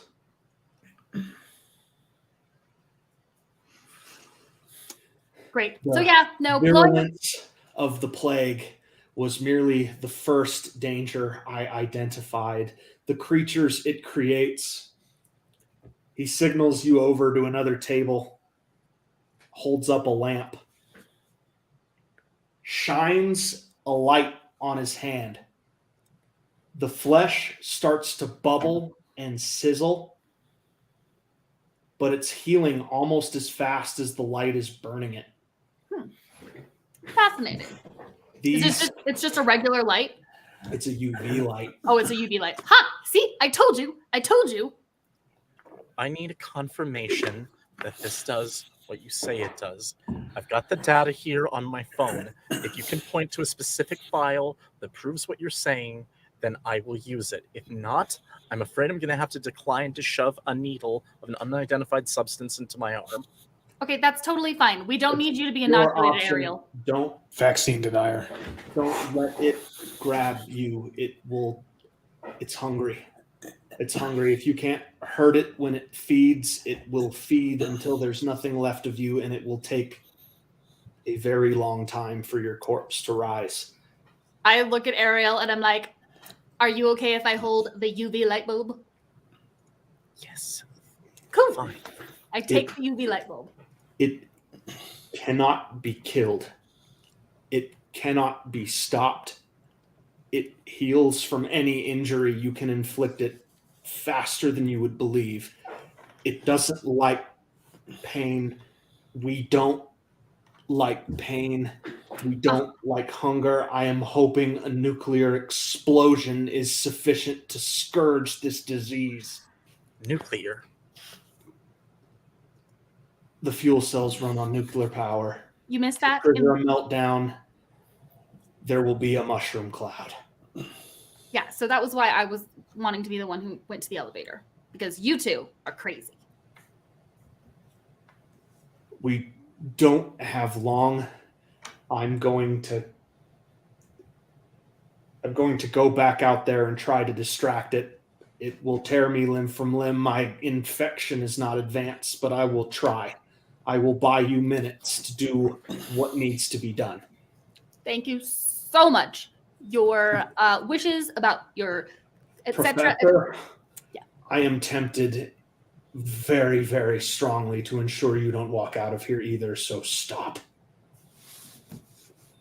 Okay, fine. That I sample won't. you created, what possessed you to do something like that? About $3 million for like an afternoon of work. Of course. Isn't it always something like that? Okay, tell me you wouldn't have said yes to that. I would not have said yes to that. In fairness, I didn't know what they were going to do about it, and you work for these people too. There's a difference. There is not. I don't I know went which in one eyes open. anymore. You guys all think you're on the good guys team. We're on the clock. Agents, you have to ensure more than anything else that that thing that used to run this facility does not make it out of here. Okay. There's one more mystery you must be aware of. Go on. Of course. Your people broke lockdown on this facility days ago. Oh no, the town. Why hasn't it left yet? Oh shoot. There's something here it's protecting. Destroy that too. Okay. I am going to find it and hold it, and I'm going to go now. But when the fight is done, its blood will be up, and it will. It has never tried very hard to get through into this pod. I don't think it can keep it out. Any ideas on what it's protecting? Food source, a baby. I have not been able to explore this. I have not been able to explore this floor as I pleased. Let's talk about it while we're heading. I had to meet you. I had to talk to you. I had to try to. And look what it cost me. I'm sorry. If you need to go. We'll deal with the consequences. He holds up one of his hands, and you see the mouths starting to open. Don't let it grab you either. And it runs. Let's run towards the fuel cells where we think they might be, the power center. Could it be protecting us, one of the godling samples? Is that giving it more power? I mean, if it's an animal, animals are driven by basic instincts, right? So you've got food, you've got sustenance. Well, those are the same thing. You've got offspring. This may be a more complicated animal than that. We don't know its level of intelligence. It seems to procreate by infection. A master, maybe? I don't know. Speculation is irresponsible at this You stage. hear a blood-curdling howl and distant banging and thudding. We are moving towards the fuel cells. Larry, Yes? do you think I'm wrong? Do you think we all need to move in that direction, or is it worth me trying to get the information out? I think wherever you're going has the best chance of succeeding since you have the flamethrower. He also said to use the flamethrower on the fuel cells. I'd have given it to you if... Let's stick together. Maybe one of us can get off. We all stick together. Okay. He's buying his time. We'll move staggered. Larry, please have my back. I'll stay in the middle behind Janessa. Sounds good. Fine. He kind of created this whole thing. You also have the light that you requested. Yeah, I'm perfectly fine with this. Let's go. So wait, so it's me, Ariel, Larry? Mm-hmm. Okay. As you return to the hallways to make your way, you have a horrifying 5 seconds where it occurs to you immediately that you might have made a fatal mistake as you start to encounter bodies that are upright and staring at you with hunger, but they don't make a move for you when they spot you. Their black eyes, their skeletal visage stare at you like a meal they're desperate for. They appear as if they're pulling against a leash, but they don't attack. They have a master. All right, well, Dan? he doesn't want us dead right now. Dan, I'm giving you +1 going forward. Okay. Awesome. Use it wisely. I will do my best.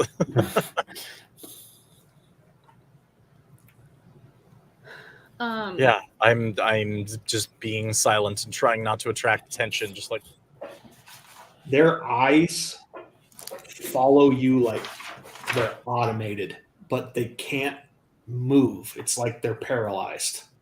got it.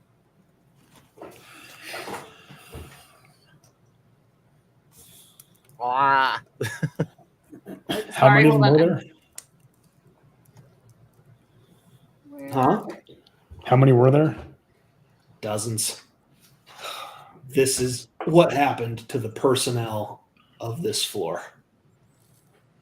We would like to keep going towards the fuel cells. I'm assuming they're not super far. Nope, it's not that huge a facility. The power station is in the back. So we get there, and I look at Ariel, and I'm like, "So was your plan to just like blow them up here while we're here?"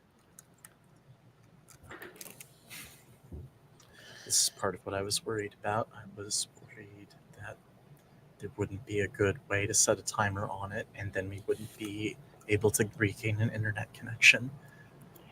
Because I think that at least one of us needs to stay here. Can I set up a delay using magic? For a dirty nuclear explosion, you can try. I can tell you right now that your roll is going to have to be pretty high. If I can tell what he is thinking, like if I can get any sort of vibe on this, my input would be. Here's the other thing. I can make that spell. I can lower the threshold for how difficult it would be to conjure a delay, a containment, but only if you stay to maintain it. Also, not to mention, they could mess with it if there's no one guarding it.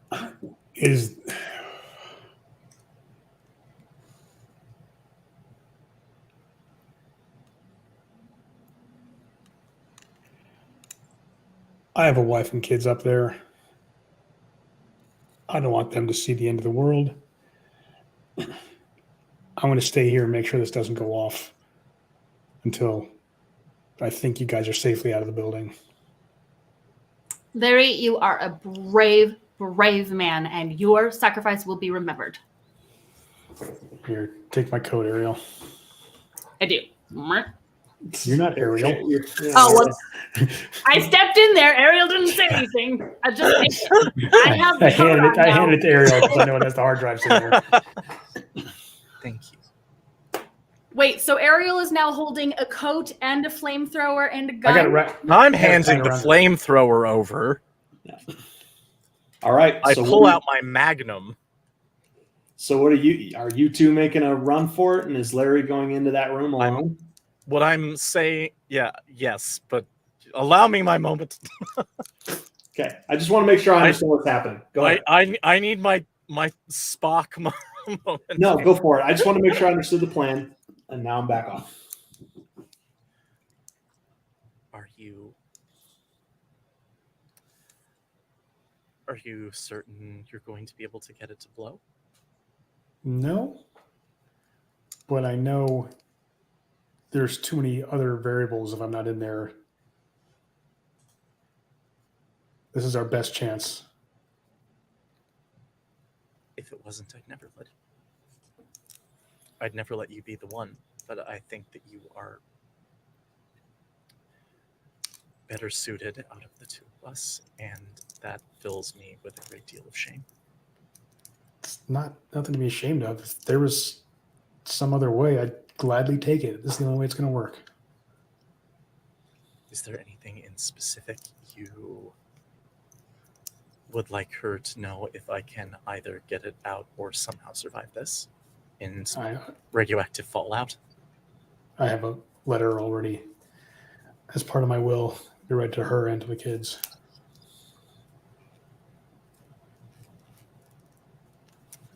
I'm going to try and make sure that this means something. Let's just hope we don't end the world. Don't trust Janessa. I don't. I heard that. I feel like I've made my motivations very clear. I'm not exactly hiding anything. I just want to get out of here with the data. That's why we don't trust you. You want to get out of here with the data too. No, he doesn't. No, Ariel does. We can't belabor this. I'm sorry. Okay. Goodbye, Larry. Goodbye.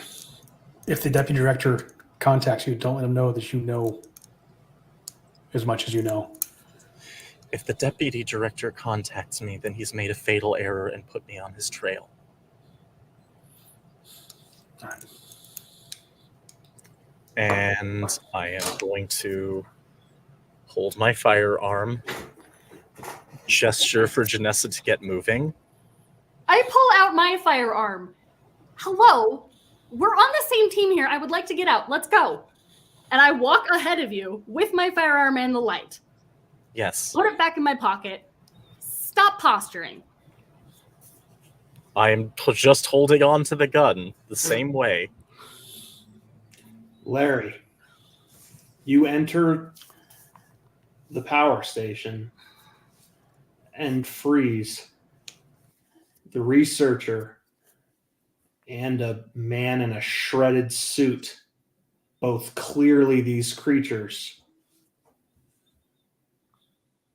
are standing by the fuel cells, staring at you, pacing, shaking their heads. The researcher, there's nothing human left in him. It doesn't look like. He's snarling and making noises. But the facility director looks calmer. He's just watching you.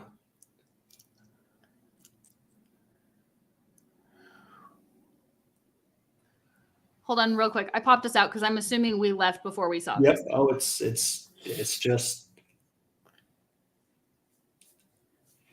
he gestures. The door closes and you hear clicks as it locks behind you. That's a new one. I've only been able to utilize what I guess you would call telekinesis for several days.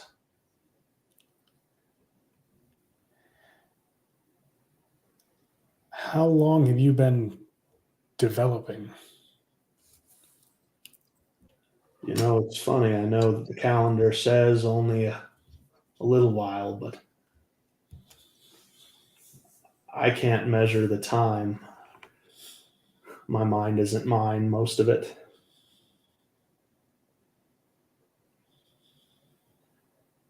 I drained your friend. He gestures at the researcher.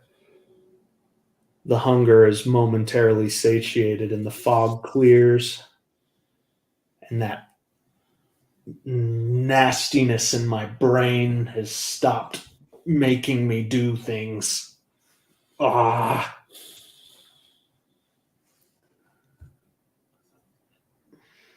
You can't fathom the hunger. It changes a man. Are you here to destroy this place? I'm here to learn.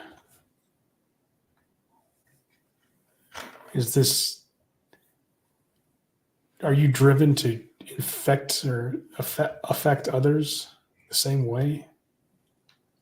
I was I will be again. The voice in my mind, it guides, it steers.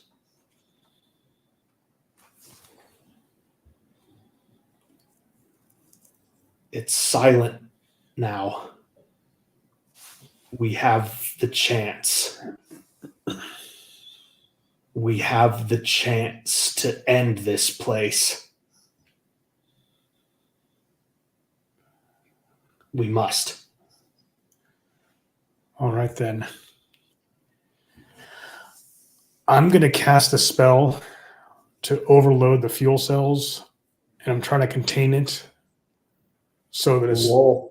as long as I'm going to take one of my plus ones going forward. Yep, roll. Okay, boxcars, so that's 16 with all my bonuses. including That's a plus one. success. And the power immediately begins to build, and the metal begins to creak, and the cooling fluids and the pipes begin to turn to steam, and the sound, it's an absolute blasting and blaring of creaking metal. And you see the facility director, he twitches, grabs his head, screams no at the top of his lungs, and charges the door, shouldering it so hard it tears off his hinges. And he dives like a savage into what you can see as you try to maintain the spell is a crowd of those things you encountered in the hall. And suddenly they are all fighting, and it's like he's protecting you.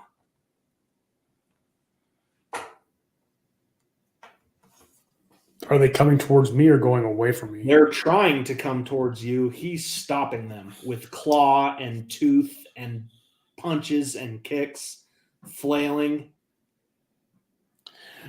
I'm trying to maintain concentration on this as long as I can. How risky would it be to try to get a message to Ariel mentally? You can't. You're stuck. And now you just have to hold it. Let's flash back to Ariel and Janessa. As you charge for the elevators. Hold on. Is Ariel? Wait. Is Ariel? Oh, wait. she's gone. What happened? Blah. But no. Maybe that's a good time to take our break. We had cool. We will be back in like 5 minutes, guys. We'll be back in 5 minutes.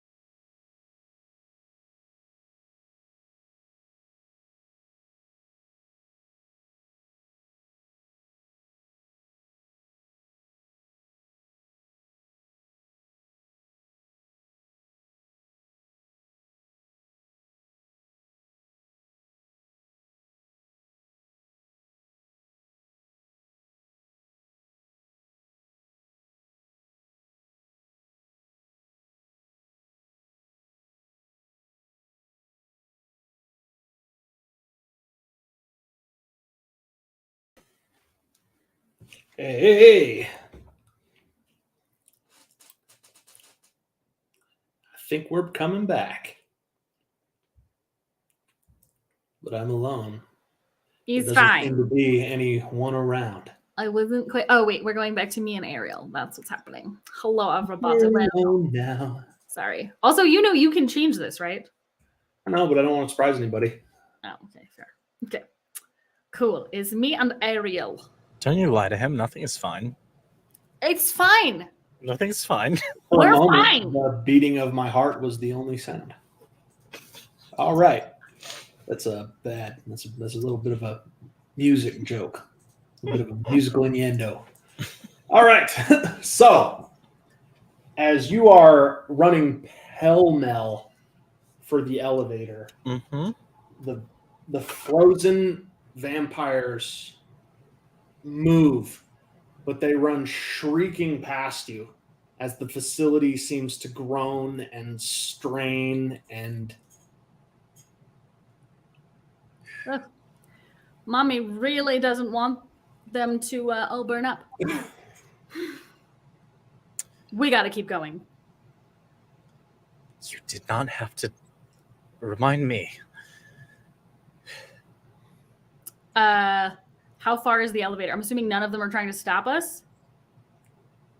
nope, they're all running for the power room as fast as they can. It's actually bizarre. Some of them even like shoulder their way past you, and it hurts like hell, like being shoulder checked by a linebacker.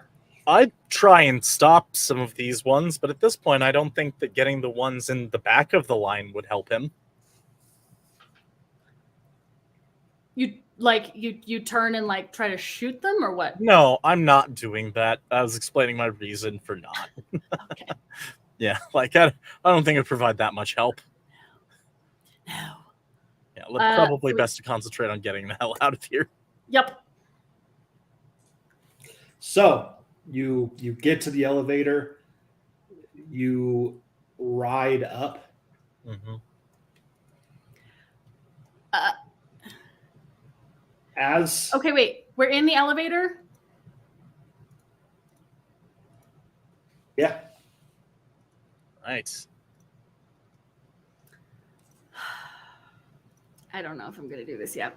We'll keep going. Cuz I'm assuming Ariel, you have the jacket on Mm-hmm.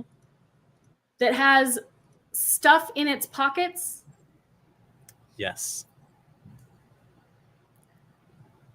And then you have underneath that, you have the other thing that you have. Mm-hmm. That'd probably be in my pant pocket. Right. Cool. This is so annoying. Keep going. as the elevator raises, the power starts flicking in and out, and you can hear just hideous groaning in the pipes. Oh, And fuck it's like this. this dull static building in the air. Okay, yeah. No, we're doing this. She reaches into the nearest pocket. We are in an elevator. Hold on. Okay, you got to roll for that, but yeah. All I want to do is get my hand in the pocket and I will grab whatever's there. And then I'm taking the bag that I have that has my little glass globe on it. And I want to throw that on the ground because that is my portal back to where I came from with whatever I'm holding on to. Roll cool. And if it works, then I'm rolling the dice to see if that thing that I have, I don't know. Hopefully, I'm not going to die here. Your roll cool. That is 9. Okay, now roll weird.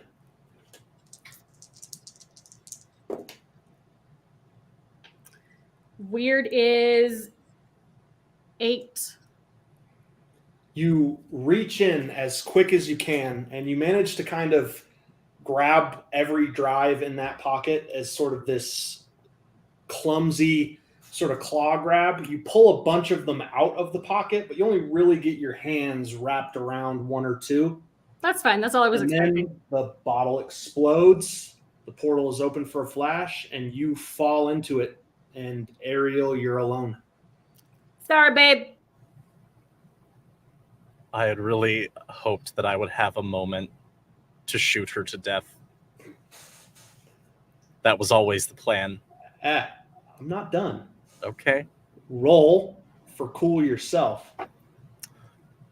Can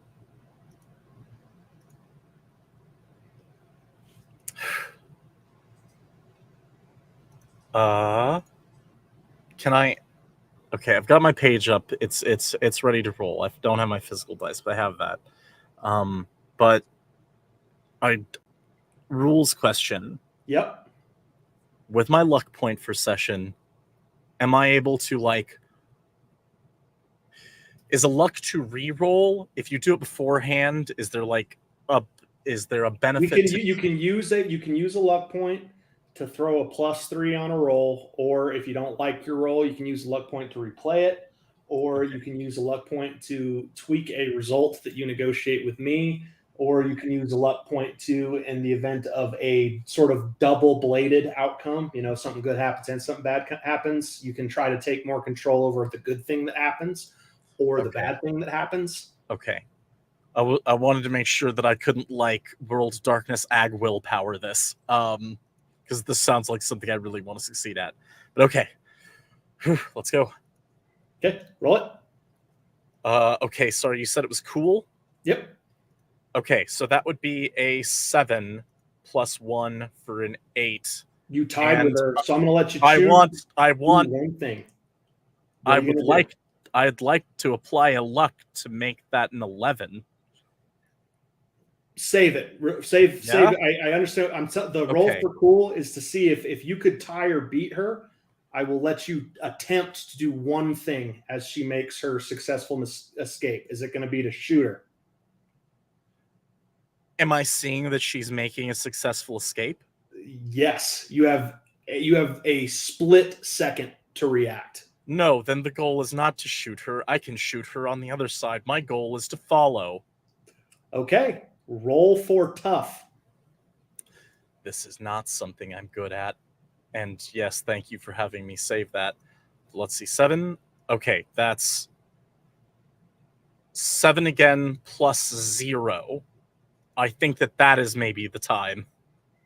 To reroll. I would use it to reroll. You think reroll? Because I'm on a flat with no bonuses. I'm not sure I'm going to beat a 10. Okay. Want to do 10? I think that a 10 is better than, because the maximum I can feasibly roll is a 12 anyway. Yep. So I think that a 10 is probably my best option to have some measure of success. All right. You successfully follow her for the negative side of the 10 roll. We will be right back. Back to Larry. Okay.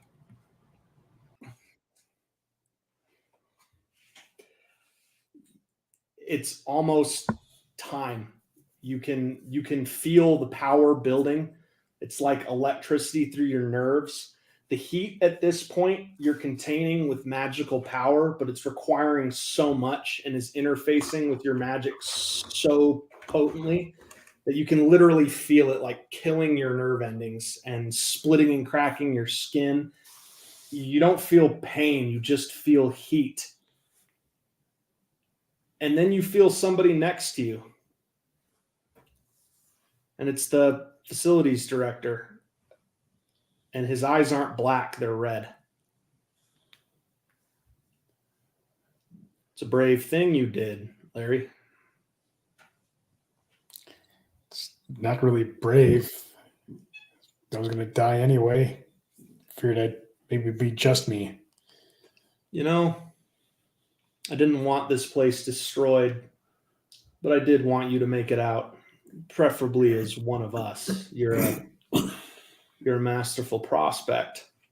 And he trails his claw ever so slightly across your cheek. 30 seconds to the end, Larry. I could just prick you here, and we could see how regeneration stands up for both of us. What do you think?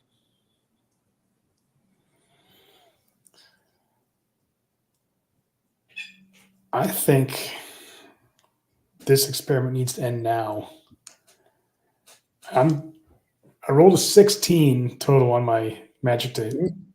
You did. I'm going to try to take that shell that I created, pull it off of there, and just wrap it around myself so I can have some chance of perhaps surviving this. Roll. Roll for weird again, and I'm going to roll for something else. That's going to succeed, but 1 sec. I'm going to take my +1 going forward. Go for it. And I'm using another +1 that I have from another source. So a total +2. It's 9, 12, 14. And then I'm going to use my luck for the session to make that a 17. Okay. So I want to try to max this out. It's so quick. You try to redirect the power into his shield. The creature roars in surprise, strikes at you, and then the world goes white and fills with so much noise you feel both of your eardrums burst, and then you know nothing. Back to Ariel and Janessa. Okay, I don't know if you saw in chat, but I Yep. realized something. I You have that are +1 going forward. It's hard to describe what is happening to both of you. You are in the world, and now you are falling through geometry. You are separate and one at the same time. As you grapple and tumble together, you go in and out of phase, in and out of each other's thoughts, in and out of, there aren't words for it. You each have a consequence coming of my decision for your roles. But Ariel, at an 11, tell me something you want to accomplish here.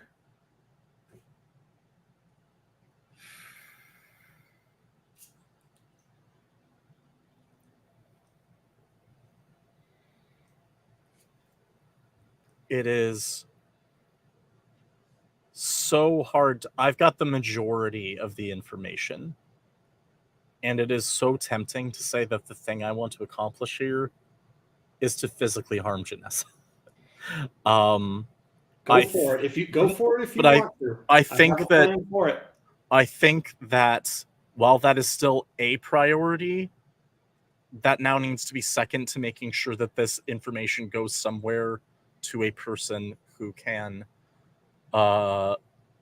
make use of it. So I think that will be probably securing my own physical well-being through this jump as much as possible. Okay, so you're trying to push off from her, to sort of detach from her in this spinning nether space? If holding on feels like it's making this a more reckless, violent thing, then yes. Janessa, what do you do? If he's pushing away or she's pushing away, I let her go. Because I'm not sure what happens. I know where I'm going.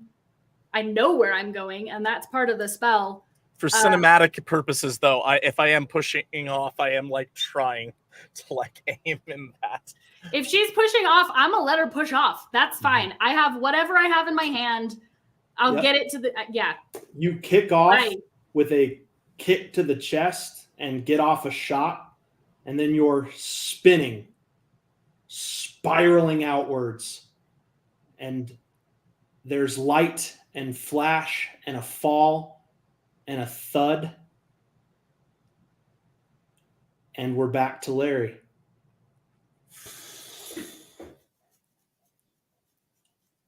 You awaken, shattered, broken, and bleeding in an apocalyptic scene. A crater of torn and scorched metal. But you're alive. You can't hear anything. You've got broken bones, but you're alive. And you allow yourself a moment of relief before men in coats coming through the snow pick you up, bundle you away. You can't hear so well, but you feel the vibrations of their voices. We've got to get you out of here. We've got to get you out of here. Don't move. Be still. And a group of people carry you through torn and twisted wreckage, smoking, flaming remains of buildings and homes, and bundle you off into the white as the snow falls ever further. Back to Ariel. What my first thought Go ahead. is to ask them where Ariel is, but given how hard it would be for me to speak, I would realize before I was able to get it out that if she got away, she might not want to be found. I don't ask them about her. I don't say anything to them. You do, I will leave you with this. Have a feeling that you are, for the moment, safe. To Ariel. Okay. You awaken in a hospital bed.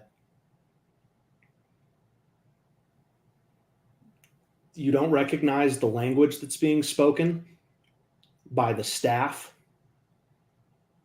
but some sort of European dialect. You can tell immediately by your wristband that you have been labeled an anonymous patient.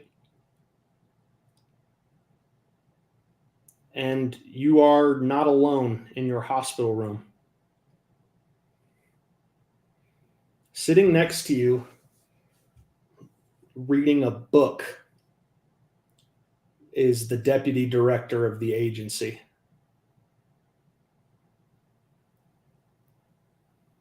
You know, I can never get into these vampire stories.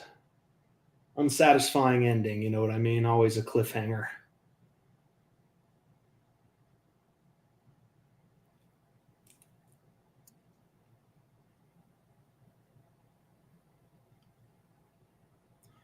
By your presence, I can only assume.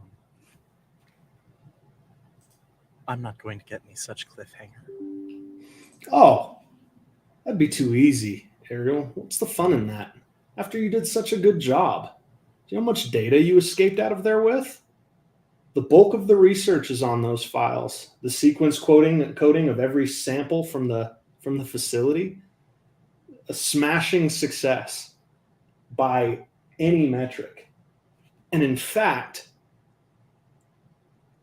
I'm going to give you something in exchange for all of your great work. I'm going to give you an answer. You know my favorite thing you got out of there is, Ariel? What? The security footage. He points at the TV in the hospital room. This is my favorite part. On screen, a healthier, robust version of the director is having an argument with the facility's chief. It's silent.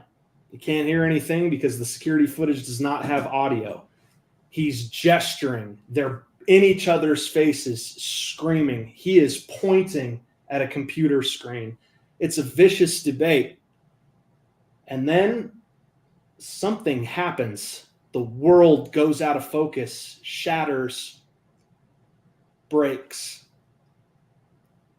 And all of a sudden, there are two deputy directors. One of them is skinnier, taller, He regards the one you recognize, the one that you spent years of your career serving, and snaps his neck with one hand and falls upon the facility's chief. He turns the TV off just as you can clearly see him bite his neck. I enjoy your reality much more than my own. After all, yours is the landing place of this remarkable disease.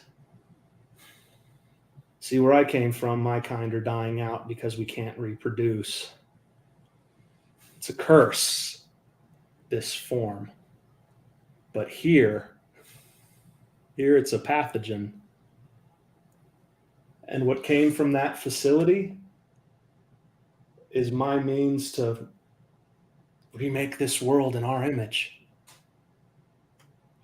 And you pulled it out of that facility for me, Ariel. And you're going to spend the rest of your life trying to tell everyone who will listen what you saw. And he stands up, fixes his tie, and nobody is going to believe you. And that's where I leave you, Agent Humphreys. I leave you in that hell. Good work. Your country is so proud. And then he's gone.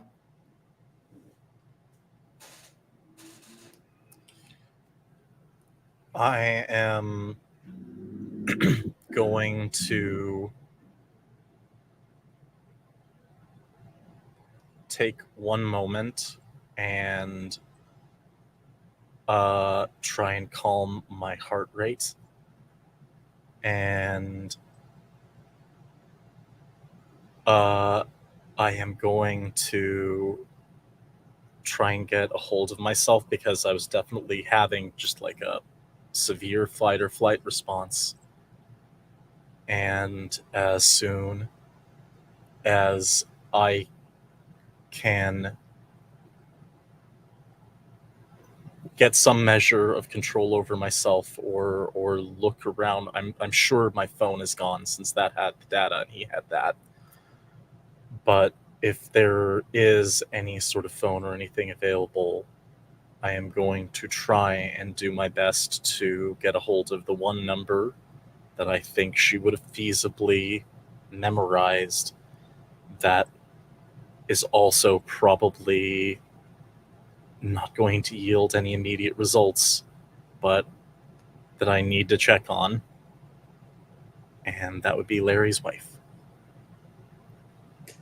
As the phone begins to ring, you lean back and sort of look off to the side, just sort of idly as the adrenaline crashes out of your system. And you catch sight of yourself in a bedpan. And your heart goes down to your stomach. Janessa.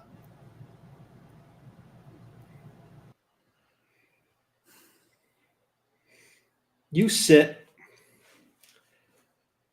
in a chair at a facility you've broken into, regarding yourself and your reflection in a mirror.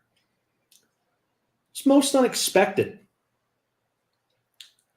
You knew that it was dangerous to have someone jump through one of your portals for you, but as you stare at your reflection, or should you say the reflection of Ariel Humphreys, this is most unexpected and something that you would like to study further. But you're a logical person, and you also recognize that you're no longer a wanted criminal. This has benefits. You have government connections now. You're not going to be thrown in a facility on site when you return home. Yes, this has potential. It's a shame that in all the metaphysical chaos that you weren't really able to escape with much data. It's fine. I'll remember a lot of it. It's just But- going to be a headache. You are a master of guerrilla science. And as you open your own coat and look at your torso where the pipette of the sample was shattered and the bloody glass is now embedded in your skin, at the very least, you have a most promising and most willing test subject. Oh, these next few weeks, months, years, hell, if you're lucky, maybe even centuries are going to be fun. And that has been a long night. It was a long night indeed. Indeed. Wait, did the inspector, the guy who was sitting with Ariel, called her Ariel, right? He can read minds. Oh yeah, I mean that guy's a crazy vampire, man. He knows stuff. Yeah. He can I just read minds. assume he knows He stuff. can control minds. Got crazy vampire brains. I don't know what his powers are, but Yeah. he's gonna We're know. assuming they're vampire powers, so and we know they're. I we know can they even have see you mind going through the powers. thought process of like, I'm a government agent. Why wouldn't No. anyone believe me? And it's Yeah. no, you're an insane, disgraced scientist. Nobody will believe you. Tell you what though, that is going to be a loose end he regrets. I was gonna say, I feel like Janessa's also gonna be like looking over her shoulder at this point and maybe. Oh, she is going to see her own face one day, and it is going to be poetic horror. See, you don't know what sample shattered and infected you, but you're going to find out. I also don't know what the antidote, because I willingly took the antidote as well. Yep. Well, Maybe inoculation. that Well, stops. yeah, it's not an antidote. No. I took the inoculation, but I have that data now as well. That's my like it's. I don't. Oh I don't, yeah, I don't know. you took the pipette that Ariel would take. It's open ended, but Yeah, because she could go back to Weldport and go talk to her college girls and be like, "Help me fix this." If she can't, but she's arrogant enough to totally be like, "I can fix whatever this is." well, it depends on what happened. Maybe she got lucky and it was just a sample of the guy's pre-infected blood, and that's just really unsanitary. Or maybe it was one of his test samples and Vanessa's now a vampire. We'll find out. Or a third thing. Or a third thing. There is a third thing. Ah. All right. Well, Ah. tune in potentially next week. I am not here next week, but the boys may be playing. We're talking about it. And if not, we'll be here the week after. So anyway, Tuesdays this winter, it is us. But meanwhile, go see Elle if you are in Denver, because I have details. If you are here, go see our lovely Elle in her lovely show. She is playing in Peter and the Starcatchers at the First Company Theater in... Oh, I've worked with them before. Can we post that on our? Oh, we so will. Yeah, we Go will. on social media. Go watch Elle, folks, if you can. But definitely go watch Elle. And if you're in Denver, my improv theater is actually finally opening. So we're going to be performing Friday nights at 8 p.m. in Lakewood at What If Theater. That'll be through November, starting this Friday. So anyway, come see us here on Tuesdays. Come see us live at our various venues. And check out all of our bios for all of the other stuff that everybody is working on. We will talk to you guys when we talk to you. Love you. Thank you for joining us. Have a wonderful evening. Have a good night. Good night, everybody.